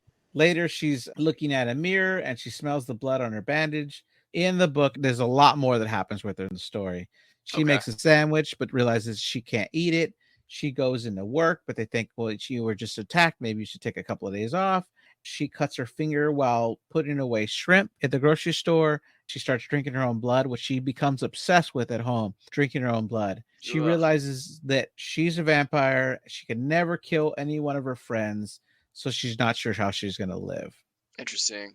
Just mentioning the mirror, that's one of the myths that vampires don't cast a reflection, but in this film they do. Right. Oscar says his father's playing some game when a friend comes over. There was a lot of awkwardness in this scene. I couldn't tell if the man was the dad's lover or what's going on. In the book, though, they clearly say that Oscar's not supposed to be around anybody drinking. Or maybe the father's had a drinking problem in the past, because when the mom finds out, she says, "You're never going to see your father again. I can't believe he would drink around you. How is this possible?" So it's just really awkward for Oscar. Yeah, I mean, as the book kind of deals with a lot of stuff clearly, because there's no persuasions that Oscar or Owen, no one is suspecting that maybe he's gay or anything, whereas they kind of touch on that in the Swedish book and the film a little bit. And it's definitely kind of a scene that kind of leaves you guessing, like, are they just really good drinking buddies? But there are some awkward kind of like he's kind of saying like these little things to Oscar, and then eventually it's just him and his dad drinking, and Oscar's just kind of like I think they were playing tic tac toe, and he actually hitchhikes home. So it leaves you questioning like why does he leave home like that? Obviously, if they're drinking heavily, like they're drinking like liquor, not just shots, they're drinking like glassfuls of some kind of liquor.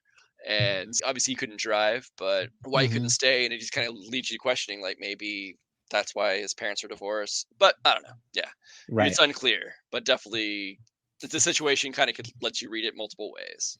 right. So back to Victoria. In the book, she decides that she can't kill any of her friends, but she barely knows Gosta. So how long from when she got bit? You made it seem like maybe she had like a couple of days to think about it, I or think does it seem like so. it's over? Okay, It could be as long as a week. and she went to work. She went to work like the next night. She Okay, she couldn't does get work out at of night. Okay, bed, right? They kept trying to call her in for her shift, and she remembers dreaming about the phone ringing. But okay, eventually, when it's night, the phone ringing does wake her up, and she okay. tells them that she could be in. I think she waits another night to go in, but she does spend some time drinking her own blood, but she knows that that's not doing anything for her. And she decides she doesn't know Ghosta that well, and she thinks she could kill him and live with herself. But when she goes over there, Locke is there. Lover boy, Right. smooth lock. So in the movie, she's just going over there with Locke when the cats start attacking her. Hmm. In the book, she doesn't know he's there. And when he shows his face, she tries to turn around and leave. But Locke is like, "No, I want to talk to you." Grabs her, holding her there. The cats start attacking her. In both the book and the movie, Gustav is freaking out because he doesn't know what's going on with the cats. In the book, she actually bites a cat and feeds off of a cat. They all start evacuating. There's actually a newspaper clipping at the end of the book that says neighborhoods are wondering what happened to all their cats. Like Oh, all their cats have gone missing. So there might have been a point in time where she is there feeding off all her cats. maybe Ellie was doing that too. Or even Hawkin, who is we find out in the Oh, book didn't die. yes, Right. okay. Yeah, so because yeah, in the movie, Ghosta has locked himself out when she pretty much comes in, and then she's attacked by the cats and kind of flees on her own with a handful of cats attacking her, falling down the stairs. That's when he takes her to the hospital. I don't Right. know. I guess in his mind, he's taking her to the hospital because she was attacked by cats, and obviously she was just attacked. And I get the impression that they didn't go to the hospital after getting a neck wound. Yeah, Yeah, I guess so. I don't know what the medical services are like in Sweden in the 80s, but yeah. Right. But they're clearly a working class, so maybe Mhm. money is tight. We have a scene where Oscar's communicating with Ellie in Morse code. Then she walks into a room, closes the door behind the rooms, and separates herself from Oscar. He then asks if she's a vampire through this like pane of glass, and she says she lives off blood. He asks if she's dead, and she says no, and asks, like, can't you tell I'm not dead? And he asks her if she's old. She again says she's 12, but he asks her, how long have you been 12? She has been Um, 12 a long time. a That's what she long time. says. In the book, she became a vampire 200 years ago. Yeah. When she gets back, he asks if she is poor. This is why She Oscar's bullied, because he has no tact, because he just asks if she's poor. Like, it's kind of fucked up, but no, kidding. yeah. She points to a metal egg on a table. She says if she sold it, she could buy a nuclear power plant. He doesn't believe her. She tells him to put his finger on it, and when he does, the whole puzzle falls apart and There's reveals. like a golden sphere. I don't know what Yeah, that was, but yeah, I'm trying to think. I was trying there's to think of like what element could be worth that much. I don't think a ball of gold would be that much. But she's a 12-year-old, and as you mentioned in the book, maybe she's just not thinking and doesn't know the price of stuff. So that would kind of make right. sense that she would think that this could buy this. As a 12-year-old kid, like how much does a nuclear power plant cost? Yeah. It's kind of almost kind of yeah. Interesting. Did she say that in the book? In the book, she Oh, says that puzzle, which is more intricate in the book, it's sure. like Yeah, the yeah, yeah. puzzle pieces are a little thicker than hairs. There's like thousands of them, but it is a puzzle you can put back together. She says there's only two in existence in the world. And if she were to have both of them, she believes she can build a nuclear power plant. Then she Okay. goes, well, how much does the one cost? She's like, well, does a nuclear power plant cost millions? And Oscar goes, probably billions. And then she Okay. goes, maybe not then. So Okay. yeah, we get that feeling that they don't know how much things cost. Gotcha. Okay. Oscar says he needs to go around and put some flyers out the next day, and she says to make money, and then she gives him money. He accuses her of stealing. She says that she wants to give him the money anyway.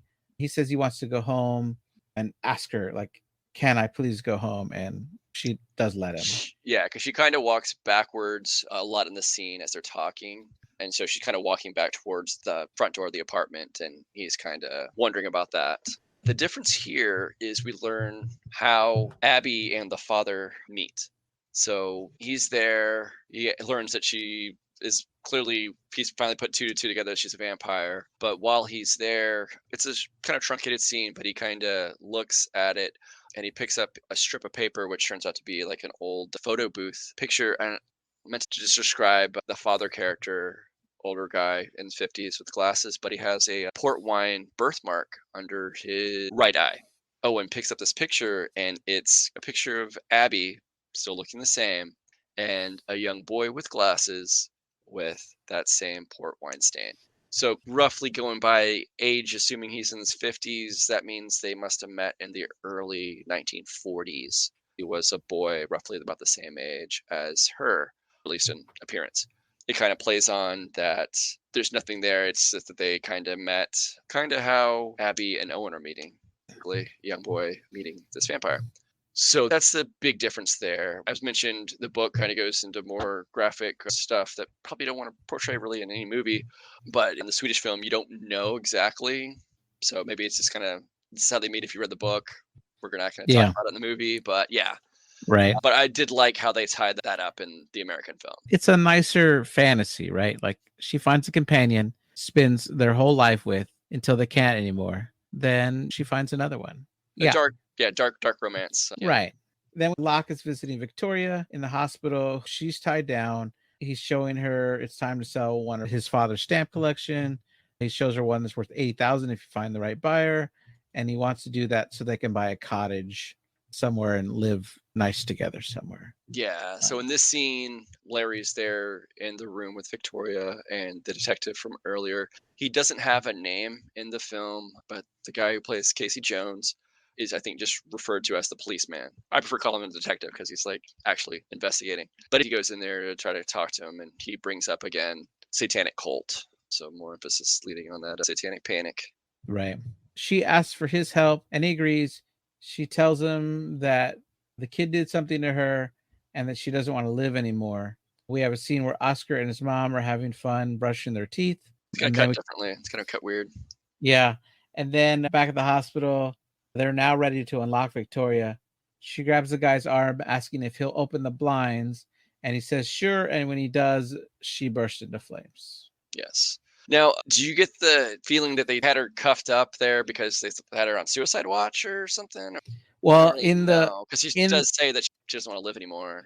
when they're wheeling her in, she's shaking like crazy, She's like she doesn't want to be yeah, there. Yeah. So I think maybe they were just trying to keep her calm. Sure. Okay. Yeah. But talking about the differences here, it's kind of more gory in the American one. Victoria is kind of where the IV is in her elbow. She's just drinking it hunched over, and the nurse kind of walks in there and opens the blinds. Her face, the makeup's more gory and gruesome, but she kind of looks up, lets this huge vampire shriek, catches fire. The bed just kind of goes up in flames, fires everywhere, and then the poor nurse gets caught in the fire, and then you see kind of it back away, and the detective is holding Larry back from getting in there because it would be futile how much fire is already in that in the matter of seconds. So yeah. Right. The next day, with the group of bullies, and Connie's big brother, Jimmy, is now around. He asks to borrow his keys. That I'm trying to remember, which version does he seem more playful? I thought, in my opinion, in the Swedish one, he kind of is. I think he even like messes with his hair, kind of like, not like quite a nookie, but kind of just like, "You're my little brother. I need my keys. Give me the keys, as I left mine." Whereas in the American one, the bullies, mainly Kenny, is the only person that really interacts in a mean way to Owen, but he's always calling him a girl, and the older brother refers to Kenny as a girl. They're both called Jimmy, by the way. So yeah, Jimmy refers to his little brother Kenny. Come on, little girl, come on. So it kind of maybe I'm reading between the lines here, but it just seems like he's being picked on. In the films, we don't know if the dad's dead because that whole scene's not there. But that might Yeah. be he's now the father figure, and he who knows family life Yeah. there. It's not I really get it. mentioned, but yeah, I just kind of got this sense that he's kind of because like he kind of hesitates giving his brother the keys, and then he kind of like more forcefully says it, like if you don't, I'll hurt you in front of your friends or do something. So it's just Right. yeah, So that night, Ellie rings the bell at Oscar's, and Oscar signals her to come in, but she says you have to say the words, "I invite you in." He asks her what happens if she doesn't, and asks if there's an invisible barrier. And I thought this was a reference to the Buffy the Vampire Slayer universe, because they had physical barriers there that they would put up. And yeah, there's a scene in Angel where they're investigating a guy that was beat up, and he's in critical condition, or something happened to him. And Angel's leaning on the barrier trying to look into the room, and the barrier disappears the moment the guy dies, and Angel just hits the floor. Like, okay, he's dead now. okay. Which I thought was funny. So in here, there Um, is no invisible barrier. She right. does walk in, and in both Yeah. films, she starts kind of shaking, quivering, and blood is kind of just coming out. I think in the Swedish one, it's kind of mostly from her back, and you start seeing her shirt come up with a blood stain, but eventually it pans over to her face. It's coming down her scalp, her eyes, her ear. Plays out pretty much the same way. But yeah, she's clearly just oozing blood from her pores. And Yeah. yeah, So he yells, "I let you in, I let you in." In the book, he uses like as many phrasings as he could think of. Like, "I let you in, you can come in. You're allowed in here anytime." And like he just keeps on going with trying to make it better. clearly, I mean, yeah, he cares for her. He asks her what she is. She says that she's just like him. And while she stands there with blood all over him, she starts to say, "What are you looking at?" Scream, squeal, saying that those are the first words that she ever heard him say. Hmm. He says that he doesn't kill people, and she says that he would want to if he could, and he agrees. He says that she does it because she has to, and then says, "Be me for a little while," which I completely didn't understand. Yeah, so it's I think kind of relating that do you have the stomach to do what I have to do to survive? And kind of saying that he agrees that he wants to do whatever it would take. We know what it would take. You see it with Hawkins' character having to go out and procure her meals. Right. So yeah, he doesn't know what he's saying, the innocent part of it, but you can kind of extrapolate as the viewer. She then takes a shower because of all the blood while he's dancing to music. He tells her she can borrow one of his mom's dresses. He looks and sees her private area as she is getting dressed, which there is a horrific scar, right? Scar and stitching, There. yes. Yeah. This is not in the American version. So, yeah, judging from the area where this are, Eli's been asking, "What if I'm not a girl?" and saying, "I'm not a girl," is because Eli, in fact, has been castrated. Yeah. So Eli's. Did you mention? I can't remember. Does it say that his name is actually Elias somewhere? Yeah, Or and a lot of people in the LGBT community are very upset that the author would have included their dead name, saying that it's completely inappropriate, that the character shouldn't have asked, which sure, I know that I don't know much about, right? I'm not a But member of the community, but yeah, yeah, right. But yeah, it's more horrific though in the book. In the book, there's a flashback that shows the vampire that turned, or she goes by her, so I'm still going to refer to her as a Sure, her, sure, sure, sure. right? We're not trying to Uh, upset anybody. right, yeah. So when she is turned to a vampire with another child, the penis is cut off and the genitals, and the vampire eats them, Um, which is so uh, horrific, Stuff right? that shouldn't be written, but god damn, I'm glad that there is no flashbacks. Oh my god. Right, I mean, you can't show that anyways in at least American film, but right. ugh. Then a knock comes at the door and he rushes to his room. His mom's coming in. She Mhm. flies out the window and he looks over to the other window and she smiles and he smiles back. Want to note there, mostly Eli is portrayed almost emotionless. This is one of the times you do see Eli like smile, whereas Abby is more portrayed not like teethy smiles, but here she kind of lets out a smile with some teeth, and before she's kind of smirked at little things that she's either said and how he reacted.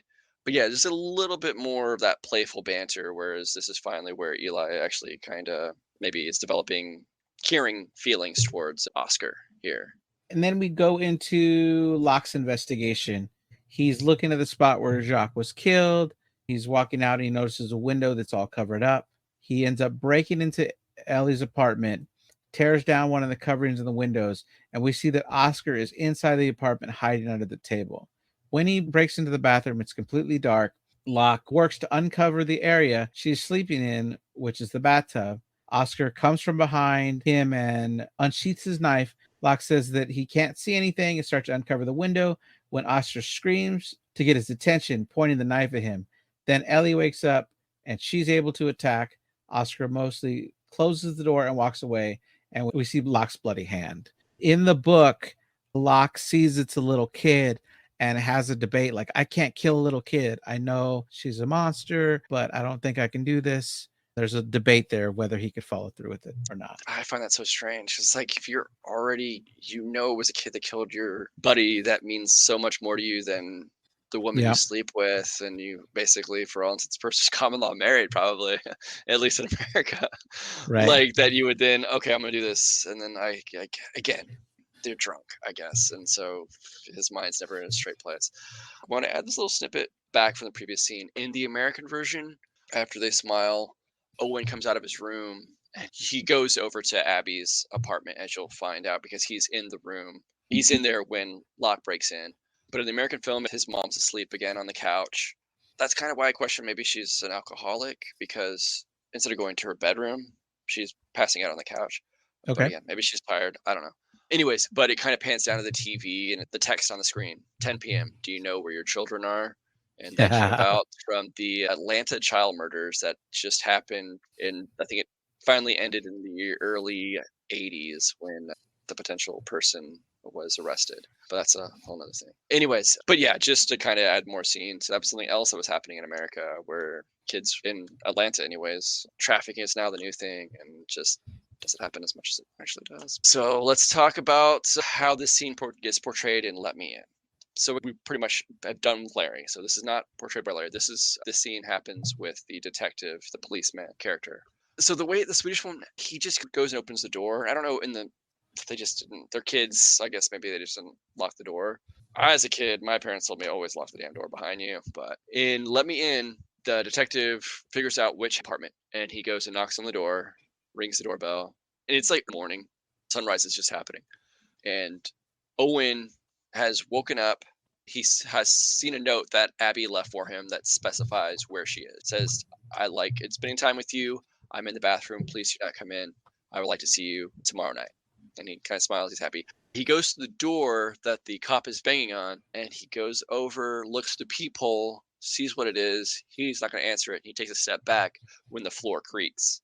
So the cop realizes somebody's there. No one's answering. He's saying, please open up. Owen backs away. He pulls out his gun, kicks down the door, and goes in. The scene is super dark. He's going through darkened hallways. Obviously, all the windows are covered up with poster, cardboard. I think in the Swedish one, they actually use on like quilt, or maybe it's in both films. They kind of use pieces of quilt or a blanket, heavy blanket. But it pretty much plays out the same way. He goes there where the Swedish film, Oscar has his knife, and as he's approaching, he's kind of following with his knife. In the American version, Owen does not. So I think that kind of plays more to the innocence of Owen. Like, he doesn't want to cause anybody pain, I guess. But he goes in there, he starts uncovering the blankets, and then he kind of pulls some light because he doesn't know anything that a kid is involved. I don't know if he's concerned about a daughter that this guy had and what might have been happening to her. He doesn't have any reason to suspect there's some kids killing somebody. But sunlight hits her, kind of wakes her up. At the same time, Owen says, "Don't!" Which turns around the detective. He says, "Jesus Christ, you scared me." And that's when Abby jumps around on his neck, and it's quick, but they kind of jumble around, and then Abby has her meal, and the detective also reaches out his hand, and the way it's shot, you see Owen's hand going towards him, but it's actually he's going to an out of focus doorknob, and then he just goes and closes the door. Taking steps back, you see him in the hallway with his eyes closed, forcefully squinting, and his hands are over his ears. Because you hear the sounds when she's eating. It's just, ugh, it's gross. We get to that point where Abby's coming out, and in both movies, she hugs him, covered in blood and gore. So she gives him a kiss and tells him that she has to leave now. Bloody kiss. Yeah. At home, Oscar's mom is angry because she didn't know where he was. We don't hear any of this because it's just Score playing over it. Yeah. Oscar, And he's, of course, wiped the blood off his face. He knows well enough to do that. Hey, Mom! What the fuck? Oscar locks himself in his room and sees out the window as Ellie is going away in a cab. He stands there mostly naked, just like at the start of the movie. Yeah, he's in his whitey teddies. The next day, he goes and sees her empty apartment and then returns to his place to cry. That's when he gets a phone call from Martin that says that Mr. Avila was wondering if he was going to be there at the swim class. Martin says that what happened to Connie was kind of great and that he had it coming. We then see that Martin is in a phone booth, and he outside the phone booth are Jimmy, Connie, and Andreas. Yeah, so his older brother, yeah. And they're setting him up. Yeah. Setting him up. Yep. Yeah. And let me in. There's none of that. There's no, like, getting him to do that. It's the next scene. They are at the swim practice, I guess. Do you think it was? I think it was early morning, right? No, in the Swedish version, it's nighttime. Okay. Right. He's getting ready to swim. In the book, he does some weightlifting before they go into the pool, though. Okay. But he's teaching him to swim so all his body can get stronger. Mm-hmm. Right. But Mr. Olivia is happy he's there. And then we see that Martin welcomes him as well. Outside, we see the others pouring gasoline into a big pile of wood. In a dumpster. So they're starting a big fire. Martin comes over to take over from Mr. Avila to tell him that there's a fire outside. In the book, they just tell him that there's a phone call in his office.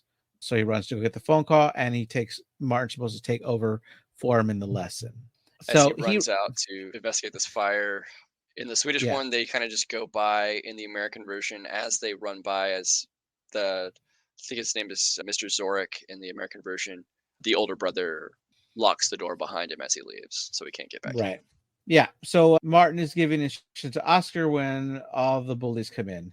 Jimmy orders everyone else outside the pool and pulls out a switchblade. And so the other thing is that there's no bully character with him at this point. So in the American version, he knows what's going to happen. He's getting the hell out of the pool as well. He runs to his locker and gets his knife. And there's another tense scene, again, the bullying, where Jimmy, the older brother, is like, "What are you going to do with that?" And he just turns and runs. They immediately grab him, drag him through by his legs to the pool, and then they throw him in. Whereas in the Swedish version, he's already in the pool. Right. They come over and they tell him they're going to do a little contest. They say, if you could stay under the water for 3 minutes, I'll just nick you, showing him the blade. But if you can't, then I'm going to take an eye out, and it'll be an eye for an ear. And Oscar says that 3 minutes is impossible. And Jimmy's like, that's your problem. Yeah. Jimmy has his own switchblade. I can't remember if it was in a scene earlier. In the American film, Jimmy has Owen's little knife, kind of using his own weapon against him. Okay, right. In the book, it's definitely 5 minutes instead of 3, which is insane. It's impossible. Unless, right. I don't know, maybe Michael Phelps, I don't know, some athletic person that's trained as a 12-year-old boy. Yeah, it's impossible. Right. An unfit 12-year-old boy, too. Right. Connie kicks the radio that they were using to do the workouts into the water. So he repeats 3 minutes and tells him to take a deep breath. They count down to 5. And I really thought he was going to cheat and push him in like on 3 or something, but he doesn't. He's an honorable bully. I don't know. Lets him take a breath. As he's holding his head down, Martin backs away. I just wanted another key difference here. Again, the nicety of the bully. That's what he does and Let Me In. He kind of tells him, and he doesn't really like give him time. There's no countdown. He kind of just pushes his head in. He tells him what the rules are and kind of go. Whereas he actually does have a countdown in the Swedish film. Right. Yeah. In the book, he's able to get a half breath, not a whole breath in. Okay. I mean, he even thinks to himself, dying this way is better than losing an eye. Like, poor kid. Right. So Martin backs away. Andreas walks away to the benches, and it looks like he wants to cry. He puts his head in his hands. As the minute goes by, both Connie and Martin want him to stop, but Jimmy tells them to shut up. From underwater, we hear a large bang. We hear some muted screams, and followed by a body flying across the top of the water by his like the legs feet. kind of dangle in the water. Yeah. Right. Pretty quickly. And then one head flies into the water, and Jimmy's arm that's holding Oscar's head just kind of lets go and falls into the water. An arm reaches in to pull Oscar above the water, and he opens his eyes to see Eli's face, and he smiles. We get a wide shot to see that everyone else is dead except for Andreas, who had moved to the benches, and he's still crying. With his head in his hands. Yeah, it pretty much plays out the same and Let Me In. Somebody's dragged. Glass is falling into the pool from where Abby/Eli comes down into the pool area. Nobody is left alive. In the American version, they kills everybody. Yeah, I feel like you also see a lot more of the attack, the gore in the American version. I kind of, I don't know, personally like the not like kind of barely seeing what was going on. It felt like you could imagine how amazing it was. Mm-hmm. That's just me. I think it just had more production value. They put more money into the film with the budget. So, yeah. We cut to them on a train. Oscar has a steamer trunk. Right. Yeah. And he taps on the box, a message in Morse code. I guess this is something in Swedish, but he taps PUSS, which means like a small kiss or like a peck on the cheek type of thing. Okay. And then the credits roll. In the book, the only difference is that the guy checking the tickets comes by. He's really worried about that trunk he has, and he's going to be able to carry it. He says, it's going to be night when we get there, right? Which tells the reader, yeah, well, that's fine, because then Ellie could help at that point too. Yeah. And there is a scene where he says this in the American one. He actually does mention there's a conductor asking for his ticket and does ask if that's his. Right. So that's both movies, the book. I got more to talk about. Let's talk about what we liked about the Swedish version, and then we'll go into the remake. Sure. I don't know why, even though the bully was meaner in the American version, I felt like at the pool scene, he creeped me out more in the Swedish version. I liked all the involvement with cats in the Swedish version. Yeah, I like that it attempts to deal with kind of the adult nature of some of the stuff. But I think, as I've already described, I just... Maybe it's American. I don't know. Maybe it's because I saw Let Me In first before I saw the original film. The darkness of the film, the way it's shot, basically the overall production value of the American version is done much better. The rooms feel darker. I love the way the father / Hawkin, how he gets his victims. Seems more methodical if you're going to do it, not just that shitting where you eat and getting your victim in the same spot. And yeah. Right. But I already discussed, and I like how Let Me In tie in, and you don't have to deal with the pedophilia aspect or the castration aspect. That's just totally gone.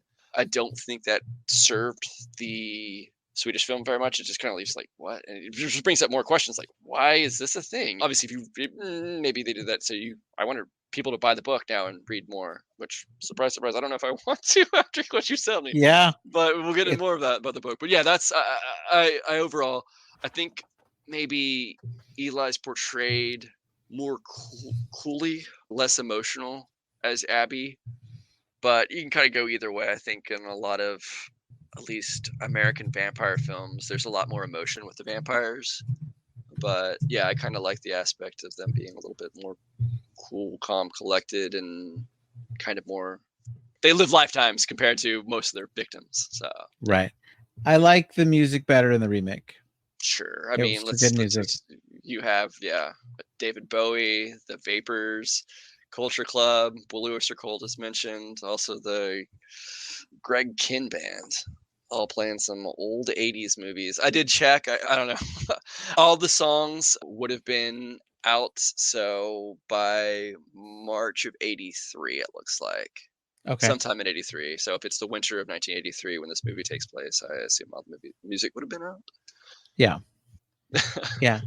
In the book, let's just talk about things they left out, right? I talked Yeah. about Tommy a little bit, but he's a much bigger deal in the book. Not only does he sell items to Oscar and act as a older kid that doesn't mind hanging around with Oscar, he actually seems like a friendly guy, and they do share some scenes together. Later on, he's a big deal with regard to Hawkin, and I'll get into that here in a second. So, in the book, after Hawkin falls 8 stories, the body comes back to life when a coroner or medical examiner, someone that's supposed to clean up the body the next day, is caring for him. He notices the blood that is falling out of the body is not coagulating. And so Hawken comes up and feeds off that guy and escapes. He's next seen when a man is driving a car and almost hits him on a bridge. He has to swerve and hits the railing to avoid him. That with other reports of people seeing a guy in a hospital gown running around, get the police to look for him because they know if he's escaped and they think he's this child murderer that's going around. So that Oh yeah. there's a Yeah. big wide search for him. There's a No part, mention of he somehow survived falling 8 floors. well, Crazy. well, it's funny because reporters are like, well, how did this happen? How did this happen? And one cop actually calls a reporter stupid for thinking someone could survive. But then another cop is like, well, it has to be the same person because we can't find the body anymore. Then, because he's in a hospital gown, they say that there's no way he can be alive. So we're actually looking for a body. But then when it never turns up and there's more sightings of him, there's one part where they go onto a royal farm and a cop gets attacked by a boar or a pig and starts, or maybe it's a sheep or something. He wrestles with an animal and it becomes a big deal in the newspaper. People are making fun of him. Okay. Yeah, I think it's a sheep because people at the police office are saying stuff like, hey, it's a nice sweater. Is it made out of wool? Like stuff like that. Like he can't live it down. That the newspaper caught a picture of him battling the sheep. So that's interesting. Yeah, obviously in the American version, the cop it kind of takes place of Locke's character, and they remove all of that, so it kind of gives you the sense there's more of a cop present. Whereas in the Swedish film, obviously, like he's collecting the news clippings, so there is an investigation, and the media is covering that investigation of the deaths that are happening around the town. But the only time you actually see a cop in the film is when he's talking to the kids in that first scene. Right. So it's just interesting. Like, so in the book, you actually get some aspects of the cops. Right. Okay. Then Hawken makes it back to the apartment buildings. He knocks out Ellie, and when Ellie wakes up, Hawken is trying to anally rape her. Ugh. Uh, but she's able to shove a sharp stick into his eye because he really couldn't see out of one eye. He's now completely blind. She's able to shove him into another room and shove the stick into the wheel that would let the door open. Mhm. And then we find out that he's actually trapped in the room with Tommy. Tommy wakes up, doesn't know what's going on. He uses his lighter to light and freaks out when he sees them, but realizes the guy can't see. And that if he just doesn't make any noise, he'll be safe. He does try at the door a lot, but it won't open because he can't free that stick from the other side. And eventually, time goes by when they are discovered. The way we find out at first is because Oscar's walking home and the cops pull him aside to ask if he knows anything about what happened here. And he goes, in what building? And he points to the one that Tommy lives in. So he knows it's not Eli that's in danger. But they find the boy who's alive still. Tommy's alive. But they tell the media that they finally found this guy, Hawkin, which they knew his name because they tracked down a watch that he lost that he bought from another pedophile person. We don't Okay. know with what exchange for what, but they seem to say that Hawkins' organs have failed. And the article gives the impression that he died from, I think, from not getting any blood Okay. at this Okay. point. But he lived on for a long time after that part, which I Gotcha. thought was kind of crazy. Yeah. But the climax of that is him trying to do what he tries to do. It's just kind of like, we don't need to have this in the scene. Like, Yeah. I you think the got to book is make cuts smart to movies. Yeah. anyway, So, right? yeah. I think the movie's smart for not including it. Oh, yeah. But I guess that's the biggest difference. That Victoria's story is a lot longer. Hawkins' story is a lot longer. Gotcha. Yeah. All right. Well, it's a lot there. I'm glad we covered it all. I felt like I hadn't prepared this much for any one episode before, besides The Okay. Omen, Okay. which I watched everything again except for the TV show. I watched at the time first Omen wasn't out, so I watched all 5 films, including the remake. So I had so much knowledge about The Omen. Yeah. But this was fun. This was Yeah. a Yeah. lot. Yeah. How many other vampire ones have you done so far? Oh, let's look here. It can't be that many. Renfield. Oh, Uh, yeah. That's right. uh, That's right. Jennifer's body is more of a succubus. I'm not sure. Okay. Okay. I didn't know if this is the first one Yeah, or, I mean, I think surely not. It's like, yeah. it might just be the second one. Okay. Okay. Yeah, so many lore and how vampires can be portrayed. It's like it's interesting seeing, especially this one's a Swedish film, so Swedish of origin, how they portray vampires. I didn't want to bring it up, but I don't know if you ever want to do this movie. It's been a while since I've watched it. Lauren told me about it, but it's the cat. A lot some of the actors that are in Aliens Mm-hmm. did a vampire movie. I think After Dark. I haven't seen it. Okay, okay. I think it's more of a dealing with vampires, but the only reason we're bringing it up is because vampires being cold beings, right? There's no heat Yeah. in these cold environments. You wouldn't see breath expel from them. Yeah.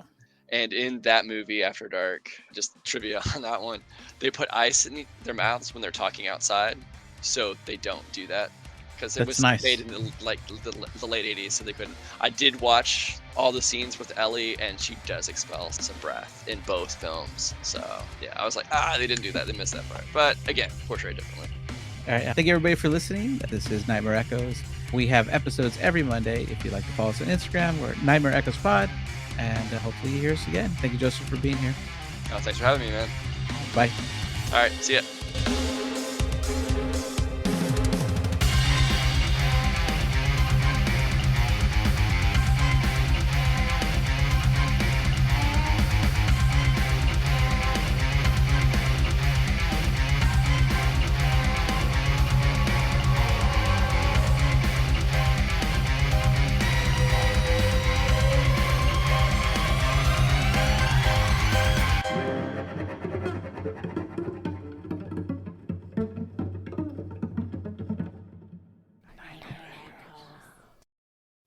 Oh, I know.